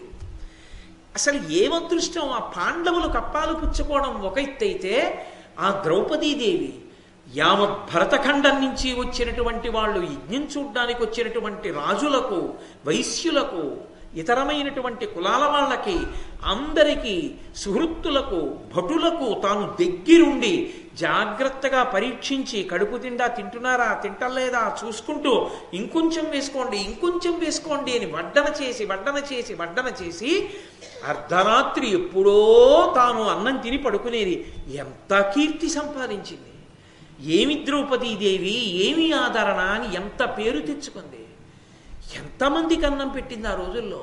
అంతమందికి అన్నం పెట్టి ద్రౌపది కీర్తి తెచ్చుకుంటుంటే నా కడుపు మండిపోలా? అది ఆయన బాధ. ఏం చెప్తాం? యాదవు చేతి చక్రము భయంకరమై శిశుపాల మస్తకచ్ఛేదము చేసినంగడు ప్రసిద్ధుల శౌరులనైన రాజుల యాదవ ముందటం జయజయధ్వనులిచ్చిరి గాని వాని శౌర్యోదయ వృత్తి కట్టెనుదర నోపరు ఎవ్వరు విక్రమింపగన్. ఒక పక్క అంత రాజ్యసభలో శిశుపాలుడు లేచి సభకి అవమానం జరుగుతోందన్నా సరే ధర్మరాజు అది అవమానం కాదు, కృష్ణుడికే అగ్రపూజ అంటుంటే, కృష్ణుడు చేతి చక్రంతో అడిగిన శిశుపాలుడిని చంపేస్తే ఒక్కడు లేచి ఇదే విదారుణం అన్నవాడు లేడు. పైగా జయజయధ్వానాలు చేశారు అందరూ కృష్ణుడికి. ఎంత బాధేసింది నాకు! ఇంతమంది ఆ కృష్ణుడికి పాండవులకి జయజయధ్వానాలు చేయడమా? అతుల పరాక్రమర్జితములైన ధనంబుల పేర్మి చేసి ఉన్నతమగుచున్న పాండు నరనాథ తనూజుల లక్ష్మినాక అసమ్మతమయి సూవిలింగే వినుమాతుల మానధనాఢ్యుడైన భూపతి సహీంపమోపునే సపత్నుల వృద్ధియు ఆత్మహానియున్. చూడవయా మాతుల, ఓ మేనమామ, అతుల పరాక్రమర్జితములైన ధనంబుల పేర్మి చేసి విశేషమైనటువంటి పరాక్రమంతో అంత ధనాన్నంతటినీ ఆర్జించి ఉన్నతమగుచున్న పాండునరనాథ తనూజుల లక్ష్మినాక సమ్మతమయి సువిలింగే, అంత ఐశ్వర్యాన్ని పాండవులు పొంది ఉండడం చేత నాకు విశేషమైనటువంటి అసూయ కలుగుతోంది. నేను దాన్ని తట్టుకోలేకపోతున్నాను. మానధనాఢ్యుడైన భూపతి సహీంపనూపునే సపత్నుల వృద్ధియు ఆత్మహానియున్. ఆత్మాభిమానం ఉన్నటువంటి ప్రభువు ఇతరులు వృద్ధి పొందుతూ తాను తక్కువైపోతుంటే చూస్తూ ఉండగలడయా? దానికి జోడింపు. తను పనికి మాలిన వాణ్ణి తన ఎందు తప్పు బుద్ధి ప్రవేశిస్తోందండవు, తనది మంచి బుద్ధి అని చెప్పుకోవడం. ఒప్పుకోలేట మానధనుడైనటువంటి రాజు సపత్నుల వృద్ధియు నత్మహానియున్ అంగీకరించాడు. అందుకని నాకు పాండవుల మీద అసూయ పుట్టింది అంటే శకుని అన్నాడు, ఎందుకయ్యా అంత బాధపడతావు? మీ నాన్న ఒప్పుకోవాలి, కానీ మీ నాన్న ఒప్పుకుంటే ఒక్క సైనికుడి అవసరం లేకుండా ధర్మరాజు గారిని ద్యూతానికి పిలిచి మాయాద్యూతంలో, ధర్మరాజుకి ద్యూత క్రీడ అంటే మిక్కిలి మక్కువ, కానీ ద్యూతమునందు ప్రావీణ్యమున్నవాడు కాడు. నన్ను మించినటువంటి వాడు 3 లోకములలో లేడు. మాయాద్యూతంలో చప్పుడవ్వకుండా పావుగంటలో పాండవుల యొక్క సమస్త సామ్రాజ్య వైభవాన్ని నిధిగా చేసేస్తాను. కానీ మీ నాన్న ధృతరాష్ట్రుడు మహారాజు, అతను అంగీకరించాడు. అతను అంగీకరిస్తే తప్ప ఈ ద్యూతం జరపడానికి వీల్లేదు. అందుకని ఎలాగైనా సరే మీ నాన్న యొక్క అనుమతిని సంపాదించాలన్నాడు. వెంటనే దుర్యోధనుడు అన్నాడు, దానికేమీ లోటు, మా నాన్నని ఒప్పిద్దాం పద అన్నాడు. ఇద్దరూ కలిసి వెళ్ళారు. దుర్యోధనుడు వచ్చాడు, శకుని వచ్చాడు.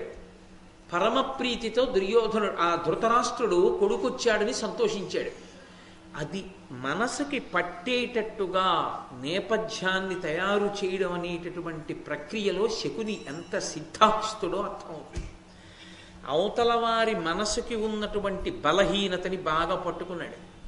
ధృతరాష్ట్రుడికున్న పెద్ద బలహీనత ఏమిటంటే, మహారాజుగా రాజ్యక్షేమం కోసం నిర్ణయం చేస్తావా, మహారాజులా మంచివాడిలా పైకి నటిస్తూ పుత్రవ్యామోహంతో కొడుకు కోసమని ఎంత ధర్మాన్నైనా బలిపెట్టేస్తావా అంటే, మహారాజుగా రాజ్యక్షేమాన్ని కోరి కొడుకుని మందలించలేక పైకి మంచివాడిలా ధర్మాత్ముడులా కనపడుతూ తన కొడుకు యొక్క ప్రయోజనం కోసం అంధుడై లొంగి పైకి మంచివాడిలా కనపడుతూ ఎంత ప్రమాదకరమైన పని చేయడానికైనా తెగిస్తాడు. అది ధృతరాష్ట్రుడి యొక్క లక్షణం. ఒక విధంగా చెప్పాలంటే దుర్యోధనుడి కన్నా ధృతరాష్ట్రుడు ప్రమాదకారి. ఎందుచేతనో తెలుసా? దుర్యోధనుడు చెడ్డవాడని తెలిసిపోతుంది. దుర్యోధనుడు చెడ్డవాడు కాడు అనడానికి ఏం ఉండదు. నేను చెడ్డవాడిని కాను అని వాడు చెప్పుకోడు. నాకు అసూయ ఉంది, పాండవులు వృద్ధిలోకి వస్తే నేను తట్టుకోలేను, నేను అన్నం తినలేనని చెప్తాడు. ధృతరాష్ట్రుడు అలా చెప్పాడు. నా తమ్ముడి కొడుకులండి, నాకెంత ప్రేమండి, వాళ్ళు నా బిడ్డలండి అంటాడు. కడుపులో రాచ పదవిని అడ్డుపెట్టి తమ్ముడి కొడుకుల రాజ్యాన్ని తన కొడుకులకి ఇప్పించడానికి ఎంత కుట్రయ్యకైనా సిద్ధపడతాడు. కాబట్టే అసలు మహాభారతంలో దుర్యోధనుడి కన్నా దుష్టచతుష్టయం కన్నా అత్యంత ప్రమాదకరమైన వ్యక్తి ఎవరు అంటే ధృతరాష్ట్రుడు. ధృతరాష్ట్రుడు అన్నప్పుడు మీరు ఒక్క విషయాన్ని గుర్తుపెట్టుకోవాలి. కుటుంబాధిపతి అయినటువంటి వాడి ప్రధాన ధర్మమేమి? తప్పో ఒప్పో వాడు సరిగా అర్థం చేసుకొని చేసుకోకపోని, పిల్లలు సక్రమమైన మార్గంలో లేనప్పుడు వేలిలా చూపించి చెప్పగలిగిన ధైర్యం కుటుంబాధిపతికి కొరవడిపోతే, తండ్రి స్థానంలో ఉండి కొడుక్కి మాత్రమే ప్రయోజనం చెయ్యాలనుకున్నవాడు ఆ తండ్రి స్థానానికి పక్కన తాను ఎన్ని స్థానాలలో కూర్చోగలడో అన్ని స్థానాలని కొడుకు కోసం బలిపెట్టేస్తాడు. తాను ఒక కార్యాలయంలో అధికారి అయితే ఆ సమర్థతని కొడుకు అభ్యున్నతి కోసం బలిపెడతాడు. ఏమైనా చేస్తాడు కొడుకు కోసం. తాను సమాజంలో ఒక పెద్దరికంలో ఉంటే తన కొడుకు కోసం ఈ పెద్దరికాన్ని అడ్డుపెట్టి, ఈ పెద్దరికం అనేటటువంటి ముసుగులో ఎంత చిన్నతనానికైనా దిగజారిపోతాడు. మొట్టమొదట బలిపెట్టవలసింది ఏదైనా ఉంటే, తనను తాను పరిశీలించుకోవలసినది ఏదైనా ఉంటే, తన కడుపున పుట్టిన పిల్లలు వక్రమార్గంలోకి వెళ్ళిపోతున్నారని తెలుసుకున్నప్పుడు వాళ్ళకే చెప్పలేని వాడు లోకమునందు ఏ ఇతర స్థానమునందు కూర్చుని చెప్పడానికి అధికారమును పొందలేడు. వాడు సమాజమునకు ప్రమాదకారి. వాడు దెబ్బతింటాడు, లోకాన్ని దెబ్బతీస్తాడు. సంతానము మీద ప్రేమ ఉండడం తప్పు కాదు, సంతానం మీద వ్యామోహం ఉండడం, సంతానం ఏది కోరినా ఎంత అధర్మ మార్గంలో వెళ్ళిపోతున్నా నా బిడ్డ అన్న భావనతో ధర్మాన్ని చెప్పకపోవడం మాత్రం కొడుకు ఏమైపోతాడో నాకు తెలియదు, కానీ ఆ స్థానంలో కూర్చున్న తల్లిదండ్రులు మాత్రం భ్రష్టులైపోతారు. దానికి ప్రత్యక్షమైన ఉదాహరణ ధృతరాష్ట్రుడు. అలా చెప్పే ధైర్యం లేనప్పుడు ఆ తండ్రితనం చచ్చిపోయినట్టే. వాడు పనికొచ్చేవాడు కాడు తండ్రితనానికి. అందుకే ఆ ఏ మాట చెప్పాలో తెలుసు శకునికి. ఏ మాట అంటే ధృతరాష్ట్రుని యొక్క సమస్త పదవులు కొడుకు కోసం ఒడ్డేస్తాడో ఆ మాట అన్నాడు. ఇద్దరూ వెళ్ళారు. దుర్యోధనుడు తండ్రి పాదాల దగ్గర కూర్చుని నమస్కారం చేశాడు. ఏరా నాయనా దుర్యోధన ఇలా వచ్చావు అన్నాడు. శకుని చెప్పాడు జవాబు. ధృతరాష్ట్రుడితో అన్నాడు, నీ కొడుకు కృషించిపోయాడు, కళావిహీనుడైపోయాడు, కనుక్కో ఎందుకో అన్నాడు. ఈ మాట చాలు ధృతరాష్ట్రుడికి. దేనికి కృషించిపోయావు, దేనికి కళావిహీనుడవయ్యావు అని అడిగి, నేను ఈ కారణానికి కృషించిపోయాను, పాండవుల ఐశ్వర్యాన్ని చూడలేకపోతున్నానంటే ఛీ నోర్మోయ్ అనలేడు ధృతరాష్ట్రుడు. కొడుకు కృషించిపోయాడు, కళావిహీనుడైపోయాడు. ఇప్పుడు ఏది వస్తే తనకున్న దాని చేత కాదు ఇతరులకున్నది తనదైతే కొడుకు సంతోషిస్తాడో అది ఏదైనా ఎంత అధర్మమైనా తన రాచ పదవిని అడ్డుపెట్టైనా కుతంత్రంతో చేస్తాడు ధృతరాష్ట్రుడు. ఇది తెలుసు శకునికి. అక్కడొచ్చింది ప్రమాదం.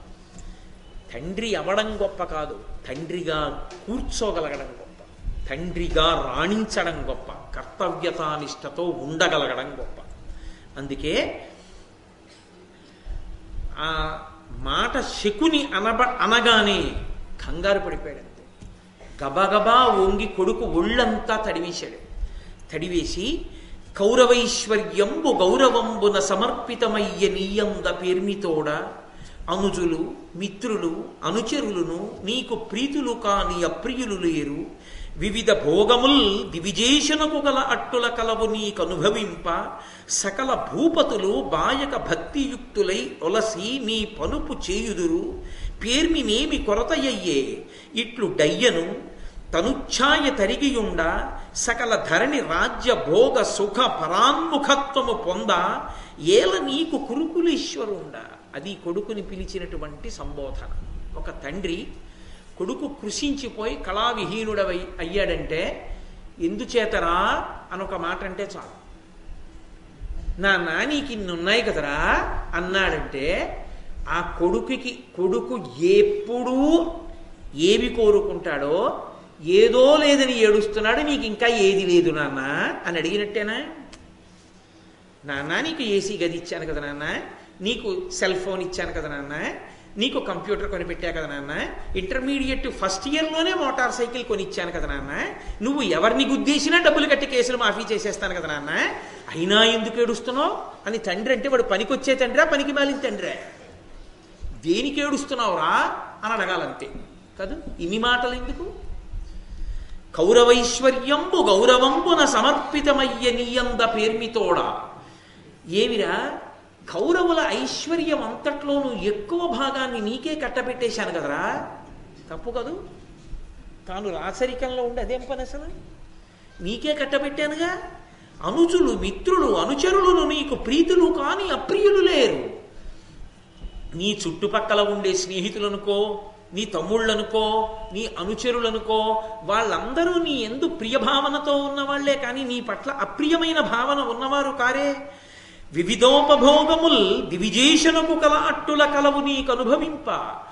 వివిధ భోగోపకరణములు దేవేంద్రుడికి ఎలా ఉంటాయో అనుభవించడానికి అలా అన్ని భోగోపకరణములు నీకు సమకూర్చాను అనుభవించమని. అన్ని ఉన్నాయిగా, ఇంకా ఏమిటి లోటు వచ్చిందిరా? సకల భూపతులు బాయక భక్తియుక్తులయ్యులసి నీ పనుపు చేయుదురు.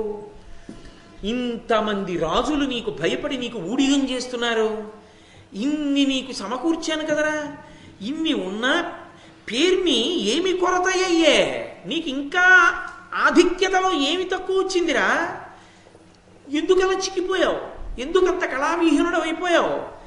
రాజ్యభోగమునందు పరాన్ముఖత్వం ఎందుకు వచ్చింది నీకు? ఈ భోగాలు నేను అనుభవించానని ఒక్కడివే అలా కృషించిపోయి ఎందుకు కూర్చుంటున్నావురా? ఏల నీకు కురుకులేశ్వరుండా, కురుకులమునకు ఈశ్వరుంటేవాడు.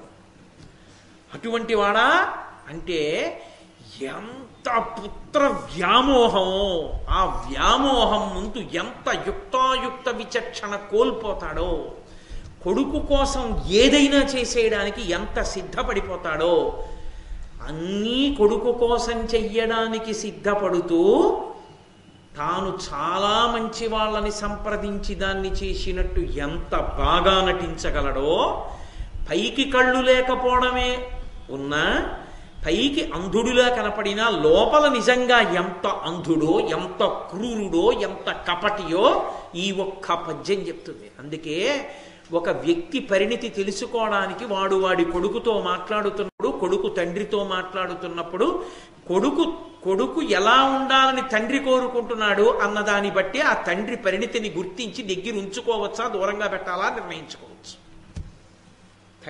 కొడుకుతో మాట్లాడడమే చేత కాని తండ్రి లోకాన్ని ఉద్ధరిస్తాడా? ఏం ఉద్ధరిస్తాడు వాడు? అంతటి వ్యామోహం కొడుకు మీద. ఇన్ని మాటలు అడిగాడు. అందులో ఎక్కడైనా ఎందుకు అలా ఉన్నావురా అని ఒక మాట అడిగి వినాలి. ఇన్ని నీకు ఇచ్చాను కదరా అంటే ఇంకా ఏదో ఇమ్మని అడుగుతావురా నువ్వు, అయినా ఏం చేస్తాను తెస్తాను లేరా అన్న భావన ఉందా లేదా? ఇక ఆ కొడుకు ఎలా బాగుపడతాడండి? ఆ కొడుకు దేన్నో గుద్దేశాడని ఏడవడం కాదు, ఇంటర్మీడియట్ జూనియర్లో కొడుకు పేచీ పెట్టాడని మోటార్ సైకిల్ ఇచ్చిన తండ్రి కదా శిక్షార్హుడు ముందు. నేనైతే అంతే చెప్తా, మీరేమైనా అనుకోండి. కాబట్టి దుర్యోధనుడు అన్నాడు ధృతరాష్ట్రునితోటి, ఏం చెప్పమంటావు నాన్న, పాండవుల రాజ్యం ఎక్కడి వరకు ఉందో తెలుసా నీకు? రాజసూయాగానికి వచ్చావుగా, చక్కగా కూర్చున్నావు, తిరిగి వచ్చేసావు. కానీ నేను రాలేదు, శకునితో కలిసి నేను ఉండిపోయాను అక్కడ, మైసభ చూసి వచ్చాను. పాండవుల రాజ్యం ఎంత దూరం వెళ్ళిందో తెలుసా? ఉత్తర దిక్కున ఉత్తర కురుదేశముల వరకు విస్తరించింది. ఇప్పటి వరకు ఎవరి సామ్రాజ్యం లేదలా, అంత దూరం వెళ్ళింది. అర్జునుడు ఒక్కడే వెళ్ళి సంపాదించాడు. ఈ భూమండలం మొత్తం మీద వాళ్ళ పట్ల ప్రీతి కలిగిన వాడు కాబట్టి శ్రీకృష్ణుడు, బంధుత్వం ఉన్నవాడు కాబట్టి ద్రుపదుడు తప్ప వాళ్ళ చేతిలో యుద్ధం చేసి ఓడిపోని రాజు లేడు. సమస్త ధరణికి నాథుడు ఇవాళ ధర్మరాజు, సార్వభౌముడు. శైల కానన ద్వీప విశాలమైన వసుమతీ చక్రమంతియు వారి వశము. ఏను ఒక రాజసుతుడనై ఎట్లు దీని చూడనోపుదు ప్రభవశూన్యునట్లు. నాన్న, ఇవాళ పర్వతాలతో, అరణ్యాలతో, ద్వీపాలతో విశాలమైనటువంటి ఈ భూమండలం అంతా కూడా ధర్మరాజు గారి యొక్క ఏకఛత్రాధిపత్యంలో ఉంది, ఆయన పరిపాలనలో ఉంది. నేను ఒక రాజకుమారుణ్ణే. కానీ నాన్న, ఒక రాజకుమారుణ్ణయ్యుండి ధర్మరాజు గారి యొక్క ప్రాభవాన్ని చూసొచ్చాను. నాకేది ఇవాళ సామ్రాజ్య వైభవం? నీకు అన్నున్నాయి కదరా, ఇన్నున్నాయి కదరా అంటావేంటి నాన్న? ఏముంది నాకు? ధర్మరాజుకి ఎంత ఉందో చూశావా? నన్ను రత్న పరిగ్రహణంబునందు పాండవుండు నియోగించ పార్థివేంద్ర, సర్వరత్నాకరైక ప్రశస్త రత్న పుంజముల కాస్పదము ధర్మపుత్రు గృహము. నన్ను ఎక్కడ పెట్టాడో తెలుసా నాన్న ధర్మరాజు? వచ్చిన వాళ్ళందరూ ఇచ్చిన రత్నాల పళ్ళేలన్నీ పుచ్చుకోరా అన్నాడు. అలాగే అన్నాను నాన్న పొరపాటున. ఎన్ని పళ్ళేలు ఇచ్చుకున్నాను లెక్కలేదు. సముద్రం రత్నాలకి వజ్రాలకి ఆలవాలం అంటారు. కానీ ఇవాళ అసలు ప్రపంచంలో ఉన్నటువంటి రత్నాలన్నీ ఎక్కడున్నాయో తెలుసా? ధర్మరాజు కోశాగారంలో ఉన్నాయి. అంత ఐశ్వర్యం ధర్మరాజుది. ఎవడో చెప్తే వినడం కాదు నాన్న, నేనే మోసి పంపించా కోశాగారానికి. నాకెంత బాధగా ఉంటుంది. ఎందరు రాజులు, ఎన్ని పదార్థాలు, పెద్ద చిట్టా చెప్పాడు. వాడు ఏనుగులు తెచ్చాడు, వీడు గుర్రాలు తెచ్చాడు, వాడు లొట్టిపిట్టలు తీసుకొచ్చాడు, వీడు సుగంధ ద్రవ్యాలు తీసుకొచ్చాడు, వీడు పట్టుబట్టలు పట్టుకొచ్చాడు, వాడు భూషణాలు పట్టుకొచ్చాడు, వీడు బట్టలు పట్టుకొచ్చాడు. నాన్న, ఎంతమంది ఎన్ని పట్టుకొచ్చి ఎక్కడెక్కడ ఏ విశేష వస్తువులు ఉన్నాయో అవన్నీ ధర్మరాజుకి సమర్పించారు నాన్న. భావి పురాతనజ్యతన పార్థివ లక్ష్ములు పాండవేయు లక్ష్మీ విభవంబుతోడనుపమింప సమంబులు కావు. అశేష రాజావళిలోన నచ్చధికులైన సపత్నుల పేర్మి చూచి ఏ జూబె సహింపనోపక కృషుండ వివర్ణుడనైతి నెంతయున్.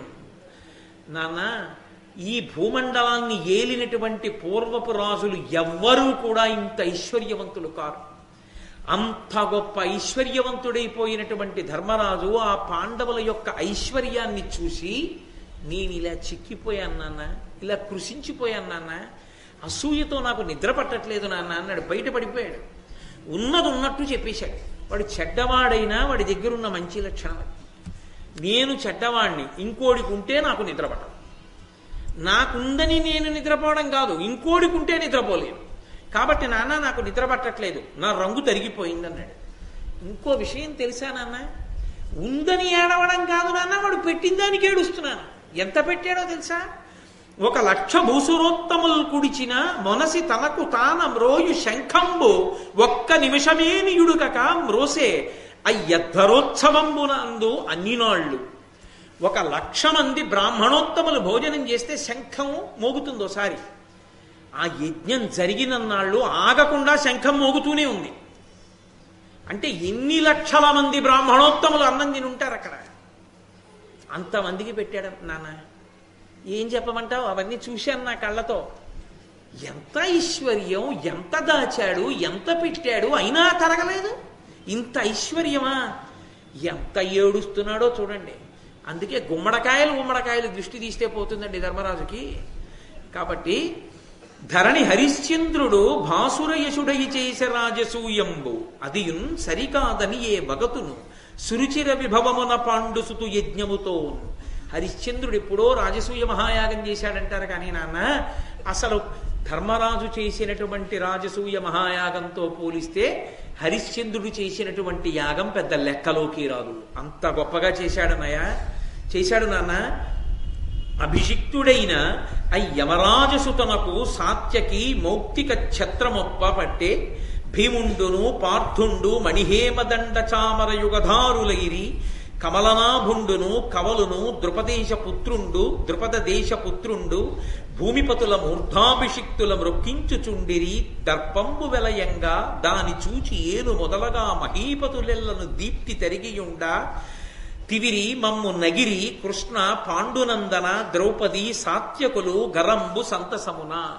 తన పని తాను సాధించుకోవడానికి ఎన్ని అబద్ధాలాడతాడో దుర్యోధనుడు. ఇది ప్రబల సాక్ష్యమి పద్యం. ఇందులో అన్నాడు, అభిషిక్తుడైన ఈ యమరాజసుతనకు సాత్యకి మౌక్తిక ఛత్రమొప్ప పట్టే. ఆ ధర్మరాజు గారు అవబృధ స్నానం చేశాడు. యజ్ఞయాగాది క్రతువులు చేస్తే అతి పవిత్రమైనటువంటి స్నానం అది. అవబృధం చేశారు అంటే వారికి ఒక ప్రత్యేకమైనటువంటి గౌరవం ఉంటుంది. అవబృధ స్నానం చేసినటువంటి వారు ఎక్కడికైనా వెళ్ళారనుకోండి, వారు అవబృధం చేసిన వారండి, వారిని ముందు కూర్చోపెట్టండి అంటారు. అంటే అంత అనుష్ఠాన బలంతో అంతంత పెద్ద పెద్ద యజ్ఞయాగాది క్రతువులు చేస్తే చిట్ట చివర కూర్చోపెట్టి ఆ దంపతులకి కలశతో నీళ్లు పోస్తారు. మంత్రపూరితమైనటువంటి కలశలతో అభిషేకం చేస్తారు. ఆ స్నానానికి అవబృధ స్నానం అని పేరు. అటువంటి అవబృధ స్నానం చేసిన తరువాత సాత్యకి కృష్ణుడి పక్కన ఉంటాడు ఎప్పుడు. ఆయన పాండవ పక్షపాతి. ఆ సాత్యకి ఛత్రం పట్టుకున్నాడు నాన్న. భీముండును పార్థుండు మణిహేమదండ చామర యుగధారులైరి. ఒక పక్క భీమసేనుడు, ఒక పక్క అర్జునుడు బంగారు కొమ్ములతో ఉన్నటువంటి చామరాల్ని పట్టుకుని వీచారు ధర్మరాజుకి. కమలనాభుండును కవలును ద్రుపదేశ పుత్రుండు వేర్వేర భూమిపతుల మూర్ధాభిషిక్తుల మృక్కించుచుండిరి. వరుస క్రమంలో నించుని దర్శనం చేసుకుని ఒక్కసారి ఆయన కాళ్ళకి నమస్కారం చేసుకుంటామండి అని వరుస క్రమంలో వస్తున్న రాజులు తోసుకుంటుంటే ఒక పక్క కృష్ణుడు నిలబడి, ఒక పక్క నకుల సహదేవులు నిలబడి, ఒక పక్క ద్రుపదుని యొక్క కుమారుడు దృష్టజ్యుమ్నుడు నిలబడి, వీళ్ళందరూ కలిసి ఆ రాజుల్ని తోసుకోకండి ఒక్కొక్కళ్ళని తీసుకెళ్లి ధర్మరాజు కాళ్ళకి దండం పెట్టిస్తే వాళ్ళ కిరీట కాంతుల చేత ధర్మరాజు యొక్క పాదములు ప్రకాశించి వాళ్ళు కప్పాలు కడుతుంటే రత్నాలు ఇస్తుంటే నేను పళ్ళాలందుకని పక్కకు అందిస్తుంటే నాన్న ఏం జరిగిందో తెలుసా? నేను అదంతా చూసి చాలా బాధ కలిగి నా ముఖంలో కాంతి తిరిగి నేను పక్కన నించుంటే కావాలని నన్ను చూసి కృష్ణుడు, పాండునందనుడు అంటే పాండవులు, ద్రౌపదీదేవి, సాత్యకి వీళ్ళందరూ కలిసి మొక్కిస్తూ ఉండడం, నా వంక చూసి నవ్వుతూ ఉండడం. అలా నవ్వారు నాన్న. తండ్రికి ఎలా ఉంటుంది? అసలు పుత్రవ్యామోహం. అలా నవ్వారా వాళ్ళు రాజసూయంలో? అలా నవ్వితే నిజంగా భీష్మాదులు ఒప్పుకుంటారా? అసలు నవ్వితే భీష్మాదులు ఒప్పుకోవడం అలా ఉంచండి. అలా పరిహాసాస్పదంగా నవ్వేటటువంటి అత్యంత అల్పమైన సంస్కారము కలిగినటువంటి వాళ్ళ అంటే వాళ్ళు నవ్వారన్న మాటని భారతంలో దుర్యోధనుడు ఎన్నో మార్లు చెప్పాడు.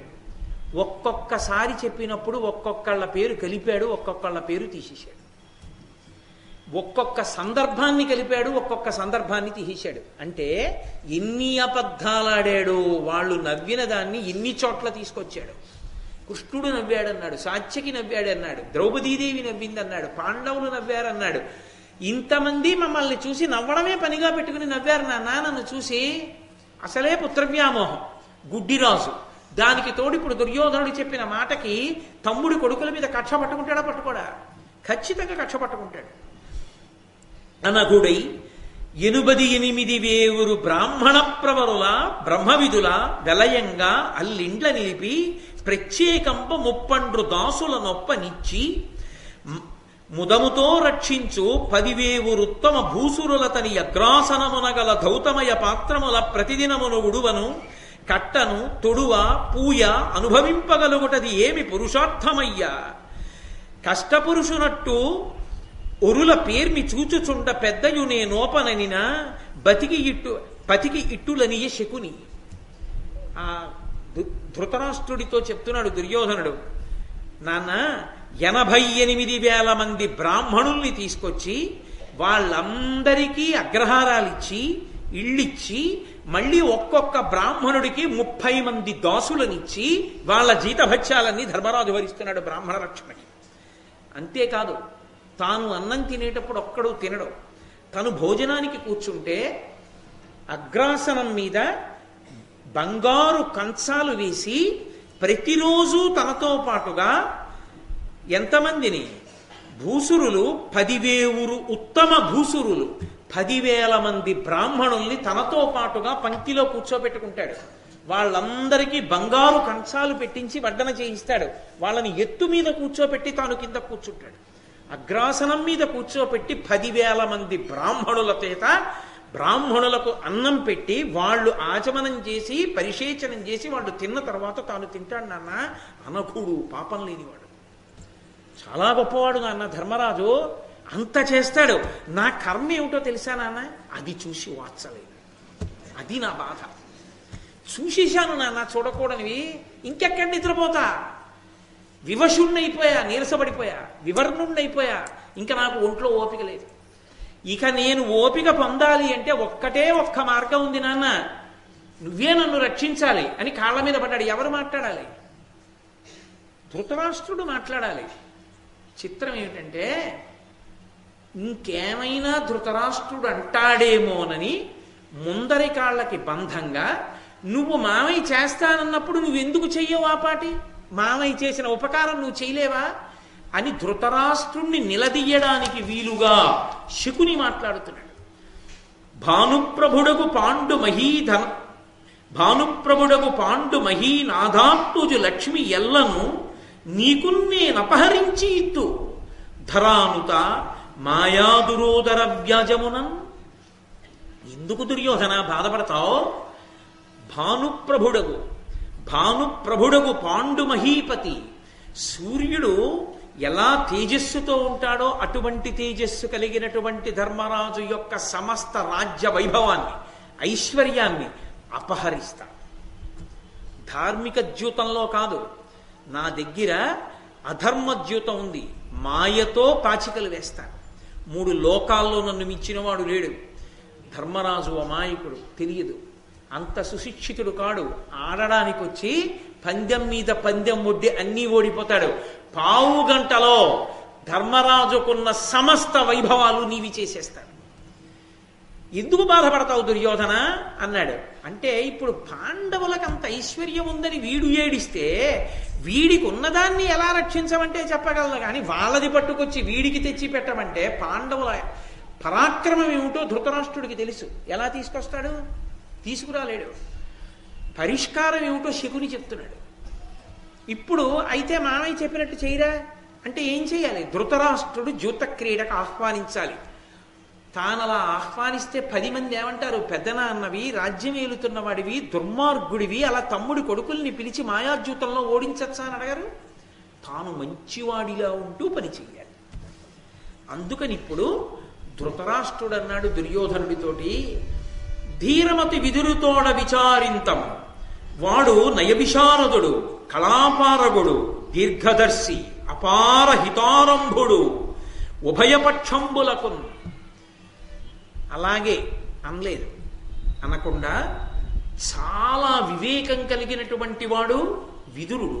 అతన్ని సంప్రదిస్తాడు. వాడు నయవిశారదుడు, నీతిశాస్త్ర కోవిదుడు, కళాపారగుడు, అన్నీ తెలుసున్నవాడు, దీర్ఘదర్శి, దూరదృష్టితో ఆలోచిస్తాడు. అపార హితారంభుడు భయపక్షంబులకు, రెండు పక్షాలకి కూడా హితం కావాలని కోరుకునేవాడు. ఆ విదురుడితో నేను ఆలోచిస్తాను, ఆలోచించి నీకు చెప్తానన్నాడు.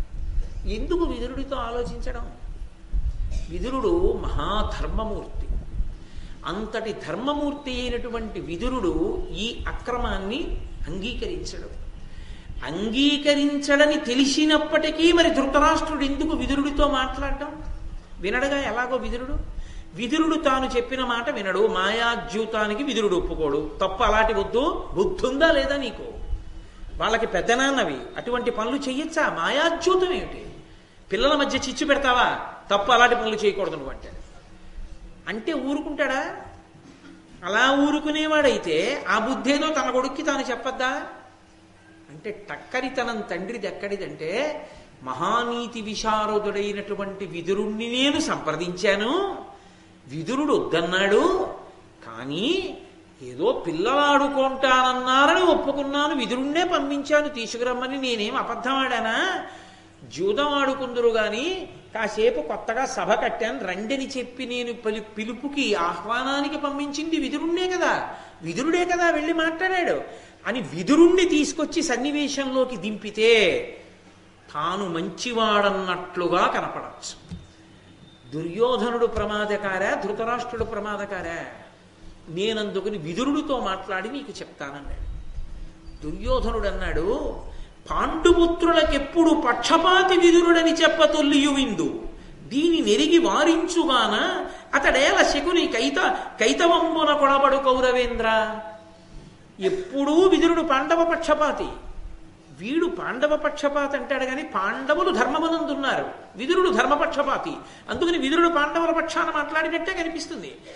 పాండవుల పక్షాన మాట్లాడతాడు. అటువంటి విదురుడితో మాట్లాడి నువ్వేం నిర్ణయం చేస్తావు? మాయాద్యూతానికి పిలిపించగలవా వాళ్ళని?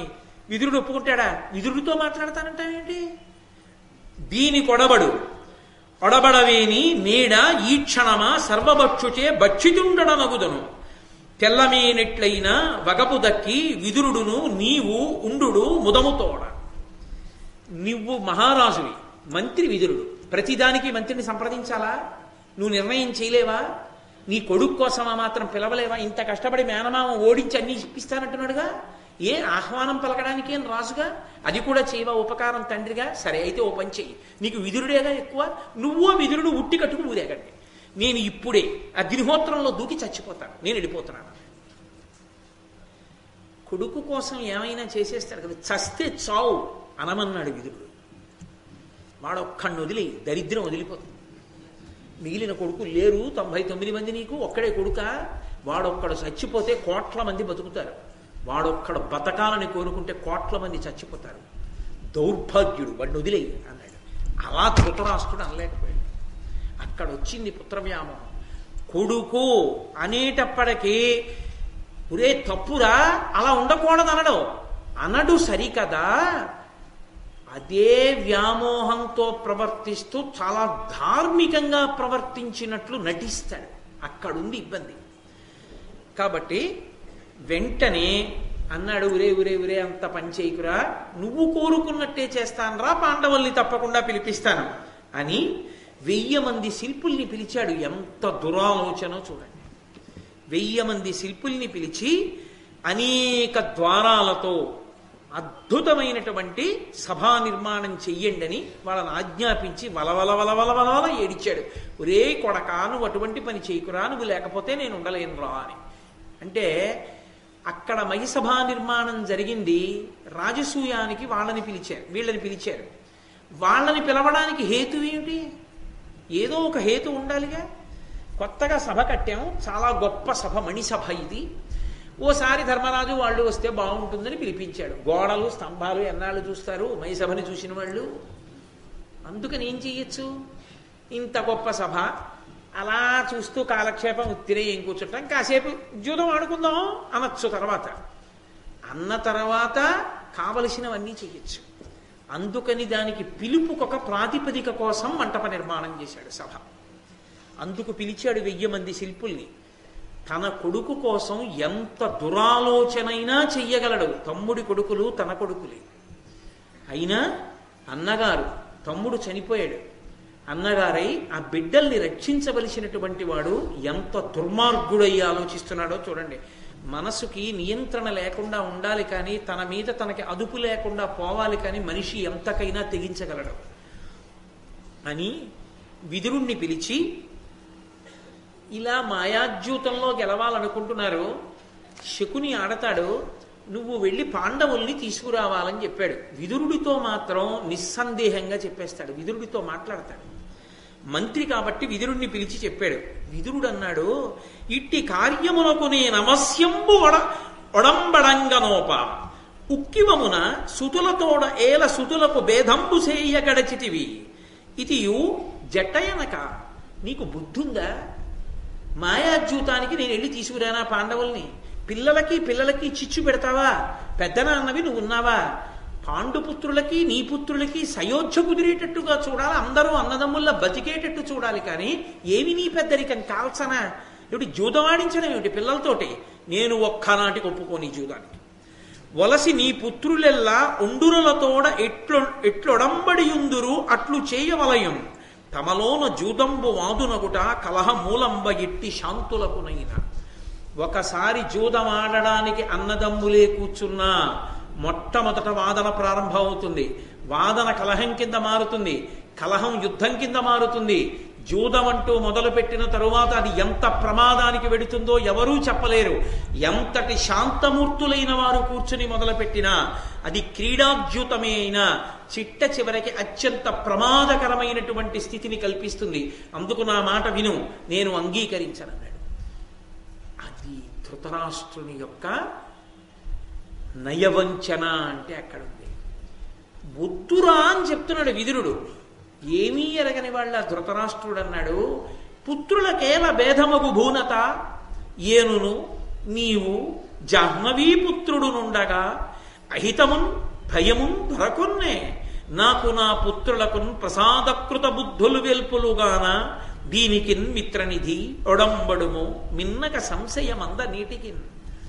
మహామంత్రి విదురుడు మంత్రి అని పిలవలేదు, మిత్రనిధి అన్నాడు. ఓ స్నేహితుడా,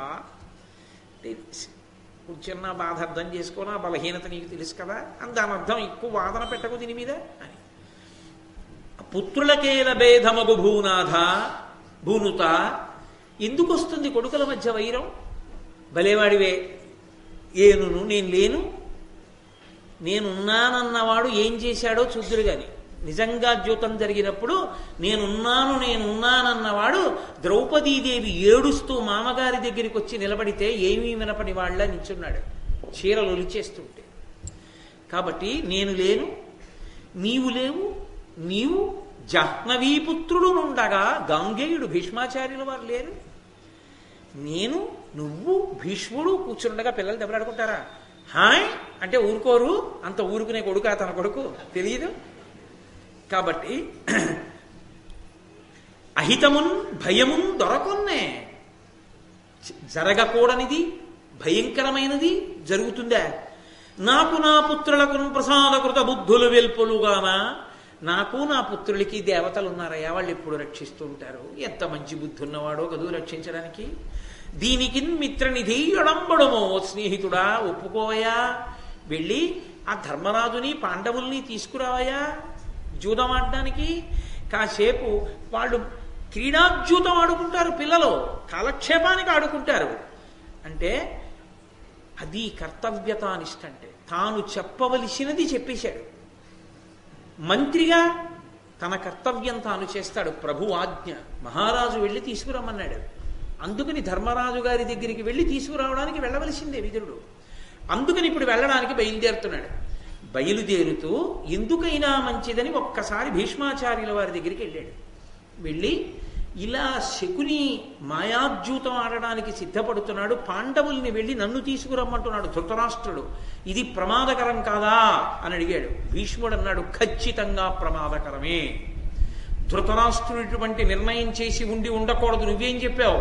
వద్దని చెప్పాను. ధృతరాష్ట్రుడు ఏం చెప్పాడు? వెళ్ళి తీసుకురమ్మని చెప్పాడు. నువ్వున్నావు, నేనున్నాను, తానున్నానని చెప్తున్నాడు పైగా. రాచ పదవిలో కూర్చున్నవాడు చేసిన నిర్ణయాన్ని గౌరవించాలి, అది వాళ్ళ కర్తవ్యం. తన కంటి ముందు తాను పెంచిన వంశాన్ని తాను త్రుంచలేడు భీష్ముడు. అందుకని సరేనన్నాడు. బయలుదేరాడు విదురుడు. ఇక వెళ్ళి తీసుకురావాలి మానసికంగా సిద్ధపడుతున్నాడు. లోపల కడుపులో బెంగ ధృతరాష్ట్రుడికి. ఏమిటి బెంగ? ఇవాళ మాయాద్యూతం ఆడతారు, సామ్రాజ్య వైభవాన్ని లాగేస్తారు, బానే ఉంది. కానీ పాండవుల తేజస్సు ఏమవుతుంది? పాండవుల పరాక్రమం ఏమవుతుంది? లోకం ఏమంటుంది? వీళ్ళు ఎటు తిరిగి ఎటొచ్చి పాండవులు తిరగబడితే అస్తమానం ఆడతారా జూదం? యుద్ధ భూమిలో నిలబడితే నా కొడుకులు ఏమైపోతారు తెలియదా? అధర్మం ఉన్న చోట విజయం ఉంటుందా? ఉండదు. కాబట్టి ఏమైపోతుంది? వాళ్ళది తనది కావడం కాదు, తనది వాళ్ళదవుతుంది. పాండవులది అయిపోతుంది రాజ్యం అంతా. తన పుత్రులందరూ నశించిపోతారు. అందుకని కడుపులో బెంగ. మంచి పని కోసం బెంగ కాదు, ఎప్పటికైనా తన వాళ్ళు నశించిపోతారేమో పాండవుల చేతిలోని బెంగ. అందుకని ఏకాంతంలో సభా నిర్మాణం అయిపోయాక దుర్యోధనుడిని పిలిచాడు. పిలిచి, జూదమిదియేలా దీనను భేదము మీలోన పుట్టు పెలుచన యుష్మద్వేదనము చేసి ఎగ్గురు ఉత్పాదిల్లు ధరిత్రి ప్రజకు భయజననంబై. ఒరే దుర్యోధన, నీ చెప్పిన మాట వినరా, ఎందుకు వచ్చిన జూదంరా? ఈ జూదం వల్ల మీలో మీకు తగువులు వస్తాయిరా, ఆ తగువు వల్ల భేదభావాలు వస్తాయిరా, దానివల్ల యుద్ధం వస్తుందిరా, యుద్ధం వల్ల ప్రజలందరూ పాడైపోతారా అంటున్నాడు. నువ్వేరా పాడైపోయేది? మీ నూరుగురే చచ్చిపోతారా, నేను ఏడవాలంటే దరిద్రం వదిలిపోయేది. అది అండం. ప్రజలకు ఇబ్బంది వస్తుందిరా అంటాడంటే కొడుకుతో కఠినంగా చెప్పలేడు, కొడుకుతో గట్టిగా దబాయించి మాట్లాడలేడు. ఎందుకు చెయ్యవలా? చెయ్యి, ధర్మం అది, నీకేం తెలుసని మాట్లాడుతున్నావు, మాట్లాడకెక్కువ అనలేడు కొడుకుని. కొడుకు కోసం నీతి చెప్పడం మానేసి ప్రజలు చచ్చిపోతారు, అందుకు జూదం ఆడొద్దని చెప్పాడు. ఇమ్మహి నీవు పాండవులు ఎప్పటి ఎట్ల పరస్పరానురాగమున ఏలుచున్కి ఇది కార్యము, పాండవలక్ష్మి నీకు అసహ్యం మననేలా, వంచనన్ పరార్థ పరిగ్రహ బుద్ధి చేసి పాపమ్మవు పాపకారులకు బాయునవశ్యము అర్థధర్మములు. ఇక్కడ తేలేడు. పురే, ఎప్పట్లా నువ్వు పాండవులు కలిసి ఉండి ఎవరి సామ్రాజ్యం వాళ్ళు పాలించుకుంటే గొడవ వదిలిపోతుందిరా, ఈ భోగాలైనా దక్కుతాయిరా. పాండవ లక్ష్మి పట్ల నీకు ఎందుకంత అసూయ? వాళ్ళ కుండని ఏడుస్తావేమిట్రా? నీకున్నదానికి సంతోషించడం మానేసి. ఇప్పుడు నీకున్నది సంతోషిస్తే నీకు ఉన్న దాంట్లో పోతోందంటే పోకుండా చూడడం సాధ్యం. ఇంకోడికి ఉంది ఆడిది నీకు తెచ్చేయమంటే ఎలా సాధ్యం రా? వాళ్ళు పౌరుష పరాక్రమవంతులు, వాళ్ళు అది తీసుకొచ్చేయమంటారేంటి? తప్పు కదురా. మాయాద్యూతంలో తేవడది పాపం. పాపం ముందు ధర్మం ముందు పాపం నిలబడదు. దానివల్ల చిట్ట చివరికి పాపకారులకు బాయునవశ్యము అర్ధధర్మముల్. అర్థము ధర్మము రెండు పోతాయిరా మనకి. అందుకని నా మాట విను, వద్దు అటువంటి పని చేయకన్నాడు. అంటే దుర్యోధనుడు అన్నాడు, ఇమ్ముల ధర్మజుతో జూదమ్మాడగ కంపనాకు ధరణీశ్వర యజ్ఞం మదియ సమస్తైశ్వర్యముల వడయగనుపాయం అభిమత బుద్ధి. నాన్న మాయాద్యూతం అంటావేంటి నాన్న? మాట్లాడితే నా దృష్టిలో అదేమిటో తెలుసా?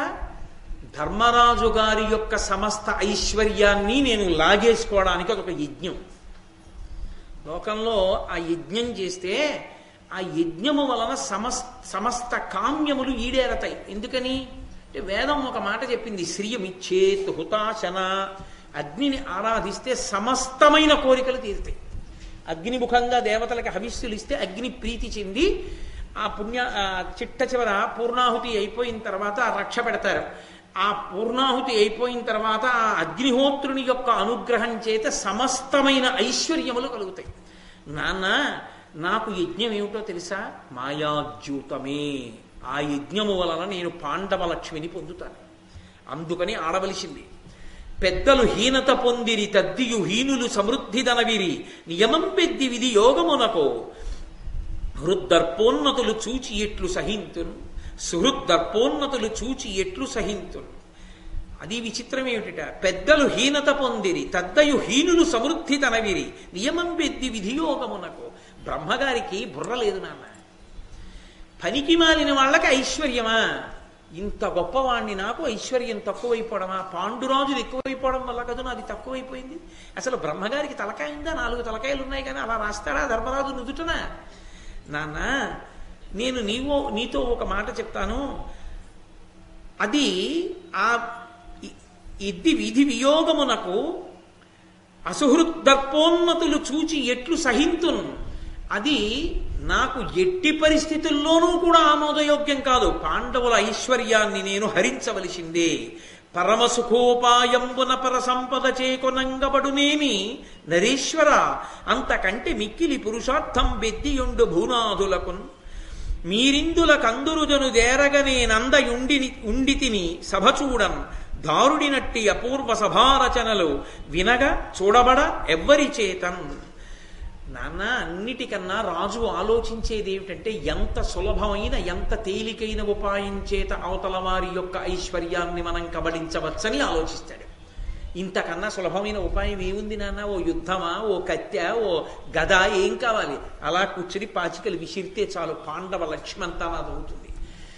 నీకేముంది నాన్న? యజ్ఞం జరిగినంతసేపు ఉండి వెనక్కి వచ్చావు, నేను చూసొచ్చా మయసభ. ఎంత గొప్పగా ఉందో తెలుసా? అది అసలు అటువంటిది చూడలేదు, వినలేదు. కాబట్టి నాన్న, ఇది జరగవలసిందే ఈ సభ అంటే. వెంటనే శకుని లేచి దుర్యోధనుడితో అన్నాడు, నాగరథాశ్వ సన్నాహమునర్పక యొడ్డనంబులు తీర్పక ఉభయ సైన్య వీరుల కరముల వివిధాయుధంబుల అన్యోన్య సంఘట్టనారవంబుల సగంగ సంగ్రామమేర్పడ చేయక అక్షముల్ తొలిచి ఏ నశ్రమమున ప్రతిపక్ష తతుల సంపదలు జయించి నీకిచ్చెదా. వగవంగనేల ధర్మరాజు ప్రీతితోడ రావించి అతనితో కడగు జూదమాడ కౌరవేంద్ర ఒండు పాట పాండవోన్నతి వేల్పులకైన నపహరింప నలవి కాదు. ఇది కౌరవులకు పాండవుల యొక్క పౌరుష పరాక్రమాలు ఖచ్చితంగా తెలుసు అనడానికి తార్కాణం. శకుని అన్నాడు, నిజంగా యుద్ధంలో సైన్యాన్ని మోహరించక్కర్లేదు, ఏనుగులు ఘీంకరించక్కర్లేదు, గుర్రాలు అరవక్కర్లేదు, భటులు కత్తులతో యుద్ధాలు చెయ్యక్కర్లేదు. నేను నా పాచికలు ఇలా దొర్లిస్తాను అంతే, అటు రాజ్యం ఇటు వచ్చేస్తాను.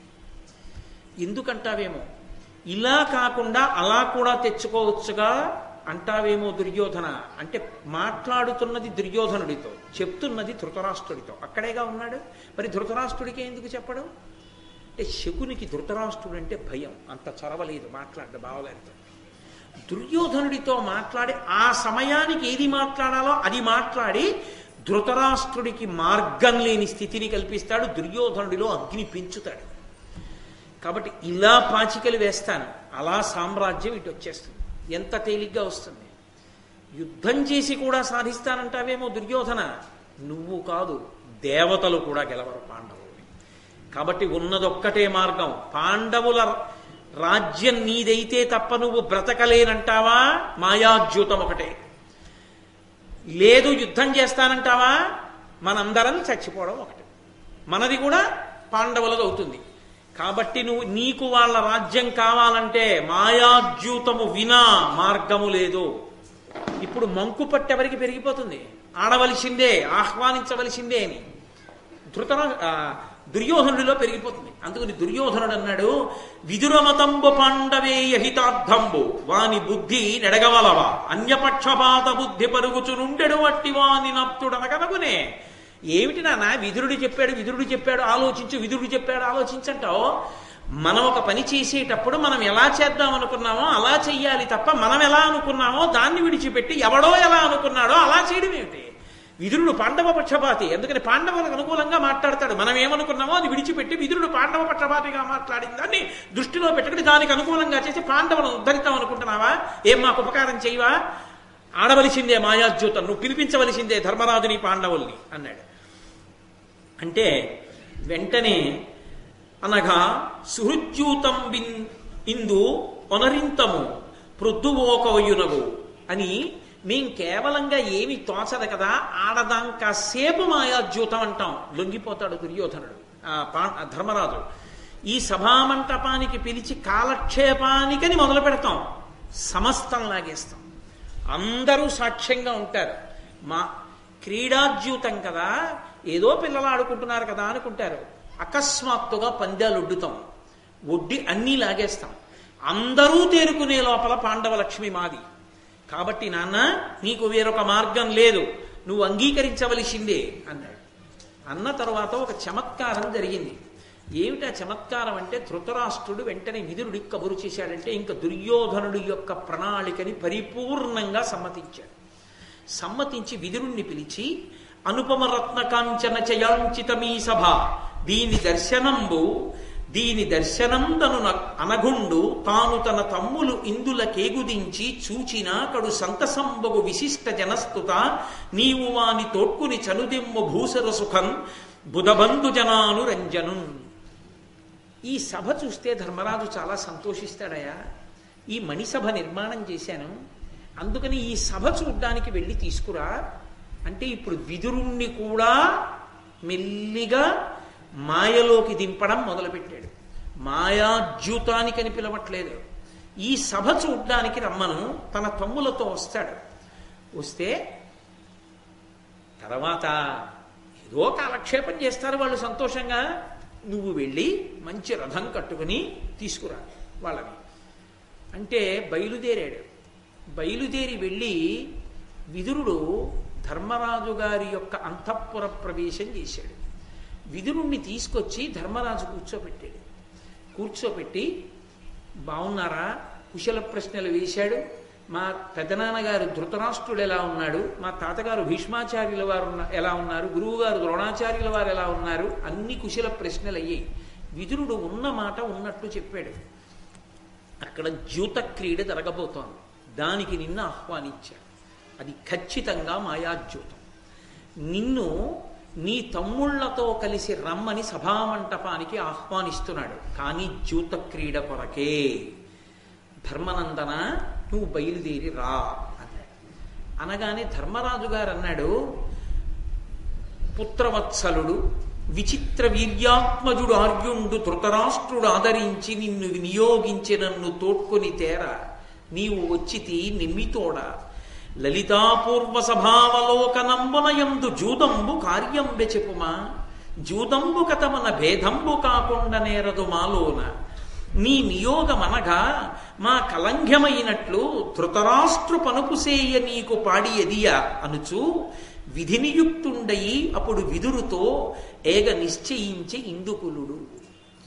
ఆయన అన్నాడు, ధర్మరాజు మహానుభావుడు విచిత్ర వీర్యుని యొక్క కుమారుడైనటువంటి మా పెదనాన్నగారు ధృతరాష్ట్రుడు సంతోషంగా ఉన్నాడా? నన్ను తీసుకురమ్మని నిన్ను పంపించాడు ధృతరాష్ట్రుడు, నీవు నన్ను తీసుకెళ్ళడానికి వచ్చావు. ఒక్క ప్రశ్న అడుగుతాను, చెప్పు. లలితాపూర్వ సభావలోకనంబునయందు జూదంబు కార్యంబె చెప్పుమా. సభకి పిలుస్తున్నది, అక్కడ కట్టిన సభని చూడ్డానికి పిలుస్తున్నది, మాతో జూదం ఆడడానికి పిలుస్తున్నారు. నిజం చెప్పండి, జూదంబు కథమన భేదంబు కాకుండా నేరదు మాలోన. ఆ జూదం వల్ల మా మధ్య భేదాలు వస్తాయి. దానివల్ల ఏమవుతుంది నేను చెప్పక్కర్లేదు, మీకు తెలుసు. అంత ప్రమాదం జరుగుతుంది. నీ నియోగం అనగా మా కలంఘ్యమైనట్లు. కానీ వచ్చిన వాడివి నువ్వు, నీ ఆహ్వానాన్ని మేం కాదనలేం, బయలుదేరొస్తాం. ఎందుకని? ధృతరాష్ట్రుడు పంపితే వెళ్ళననడం నీకెలా సాధ్యం కాదో, నువ్వు వచ్చి పిలిస్తే రాను అనడం మాకు అలా సాధ్యం కాదు. అందుకని వస్తాను అని విధి చేత ప్రేరేపింపబడినటువంటి వాడై ధర్మరాజు గారు తన తమ్ముళ్ళైనటువంటి భీమ అర్జున నకుల సహదేవులతో, ద్రౌపదీదేవితో, ధౌమ్యుడితో, ముఖ్యమైనటువంటి సేవకులతో హస్తినాపురానికి బయలుదేరాడు. ఇక్కడ ఒక పెద్ద ప్రశ్న. ధర్మరాజు గారికి తెలుసు ఆడబోయేది మాయాజ్యూతం అని తెలుసు. మాయాజ్యూతం ఆడితే మనం అన్ని ఓడిపోతామని తెలుసు. ఓడిపోయిన తర్వాత కలహం వస్తుందని తెలుసు. కలహం ఎక్కడికెడుతుందో చెప్పలేమని తెలుసు. జూదం ఆడకూడదని తెలుసు. అది మంచి ఆట కాదు, అలా ఆడకూడదు. అది అందున ప్రత్యేకించి భూమిపతులకు అటువంటి క్రీడ యుక్తమైనది కాదని తెలుసు. ఆడుతున్నది క్రీడాజ్యూతం కాదు, మాయాజ్యూతం అని కూడా తెలుసు. ఇన్ని తెలుసున్న ధర్మరాజు గారు మరి ఎందుకు వెళ్ళినట్టు? వెళ్ళినవాడు తన తమ్ముళ్లనో సైన్యంతోటో వెళ్లకుండా తమ్ముళ్ళని తీసుకెడుతూ ద్రౌపదీదేవిని కూడా ఎందుకు తీసుకెళ్ళినట్టు? ధౌమ్యుడితో వెడుతూ చాలా తక్కువ పరివారంతోనే ధర్మరాజు గారు ఎందుకు వెళ్ళినట్టు? ధర్మరాజు గారికి తెలియదా ఈ విషయం? మరి ఇంత ప్రమాదం జరుగుతుంది అన్న విషయాన్ని సూచనప్రాయంగా విదురుడితో చెప్పిన ధర్మరాజు గారు నేను రాను అని ఎందుకు అనకూడదు? నేను రాను ఎందుచేత అంటే అది ఆడవలసిన క్రీడ కాదు తండ్రి, మీరు పిలవకూడదు దానికి, అందుకని నేను ఆ ఆహ్వానాన్ని తిరస్కరించానని చెప్పండి అని చెప్పచ్చు. కానీ ఆయన చెప్పలేదు. చెప్పకుండా నిన్ను ధృతరాష్ట్రుడు పంపితే వచ్చినట్లు అన్నాడు. ధృతరాష్ట్రుడి పనుపున విదురుడు రావడం ఉద్యోగ ధర్మం. అక్కడ మంత్రి, ఆయన రాజు. కానీ ఇక్కడ వీళ్ళిద్దరి మధ్య ఉన్న అనుబంధం అది కాదు, తండ్రి కుమారుల అనుబంధం. అతనికి తెలిసున్నప్పుడు అలా వెళ్ళకూడదు, విడితే ప్రమాదం జరుగుతుంది అని స్ఫుటంగా తెలుసున్నప్పుడు ధర్మరాజు గారు ఏ కారణానికి వెళ్ళాడు? వెళ్ళినవాడు మౌనంగా ఏమీ మాట్లాడకుండా ఏదో ఇంట్లో ఓ గరిటిచ్చేసినట్టుగా సమస్తాన్ని కోల్పోయాడు. ఎందుకు అలా జరిగింది భారతంలో? అసలు ధర్మరాజు గారు వెళ్ళడానికి ఏది ప్రబల కారణం వెనక? ఎంత ప్రబలమైన కారణం ఉంటే ధర్మరాజు వెళ్ళాడు? లేకపోతే కేవలము జూతమునందు ఆయనకు ఉండేటటువంటి అనురక్తితో ఆ ఆట ఆడకుండా ఉండలేక దాని మీద ఉండేటటువంటి ఉత్సాహంతో ఎంత అధర్మమని తెలిసినా కూడా, ఎంత ప్రమాదమని తెలిసినా కూడా నేను రాను అని అనలేక బలహీనతకి లోనైపోయి గబగబా వెళ్ళిపోదామని, అందుకే మిగిలిన వాళ్ళని పిలవకుండా తన తమ్ముళ్ళని భార్యని ధౌమ్యుణ్ణి తీసుకుని బయలుదేరి వెళ్ళిపోయాడా? అసలు ఎలా వెళ్ళినా ధర్మరాజు గారు వెళ్ళడం వెనక మనకి బలమైన కారణం ఈ సందర్భంలో ఇక్కడ చర్చలో కనపట్టలేదు. అంత తేలిగ్గా ఒక్క విషయం విదురుడితో చెప్పి బయలుదేరిపోయాడు.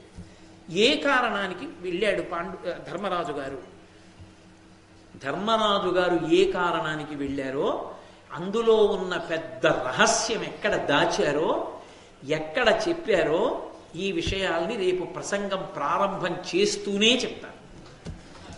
అది చెప్తే తప్ప నేను తర్వాతి ఘట్టంలోకి వెళ్ళడానికి కుదరదు. ఇప్పుడు చెప్పడం మొదలు పెడితే అది పూర్తవదు. కాబట్టి అప్పుడప్పుడు కొద్దిగా ఉత్కంఠ ఉండాలి కదూ. దానికి ఎందువల్ల అన్నది ఎక్కడుందో ఈ రహస్యం, ఎక్కడ చెప్పబడిందో ఆ చెప్పబడిన రహస్యాన్ని రేపటి రోజు ప్రారంభంలోనే చెప్తా. మొదటి పావు గంట దాటిపోతే మీరు ఇంకోళ్ళని అడిగి తెలుసుకోవాల్సింది.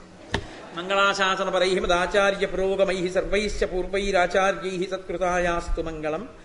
మంగళం కోసలేంద్రాయ మహనీయ గుణాత్మనే చక్రవర్తి తనూజాయ సర్వభౌమాయ మంగళం. ఉమాకాంతాయ కాంతాయ కామితార్థప్రదాయినే శ్రీగిరీశాయ దేవాయ మలినాథాయ మంగళం. కరచరణకృతం వా కర్మవాక్కాయజం వా శ్రవణనైనజం వా మానసం వాపరాధం విహితం వా సర్వమేత్తక్షమస్వ శివ శివ కరుణాబ్ధే శ్రీ మహాదేవ శంభో. సర్వం శ్రీ ఉమామహేశ్వర పరబ్రహ్మార్పణమస్తు. స్వస్తి.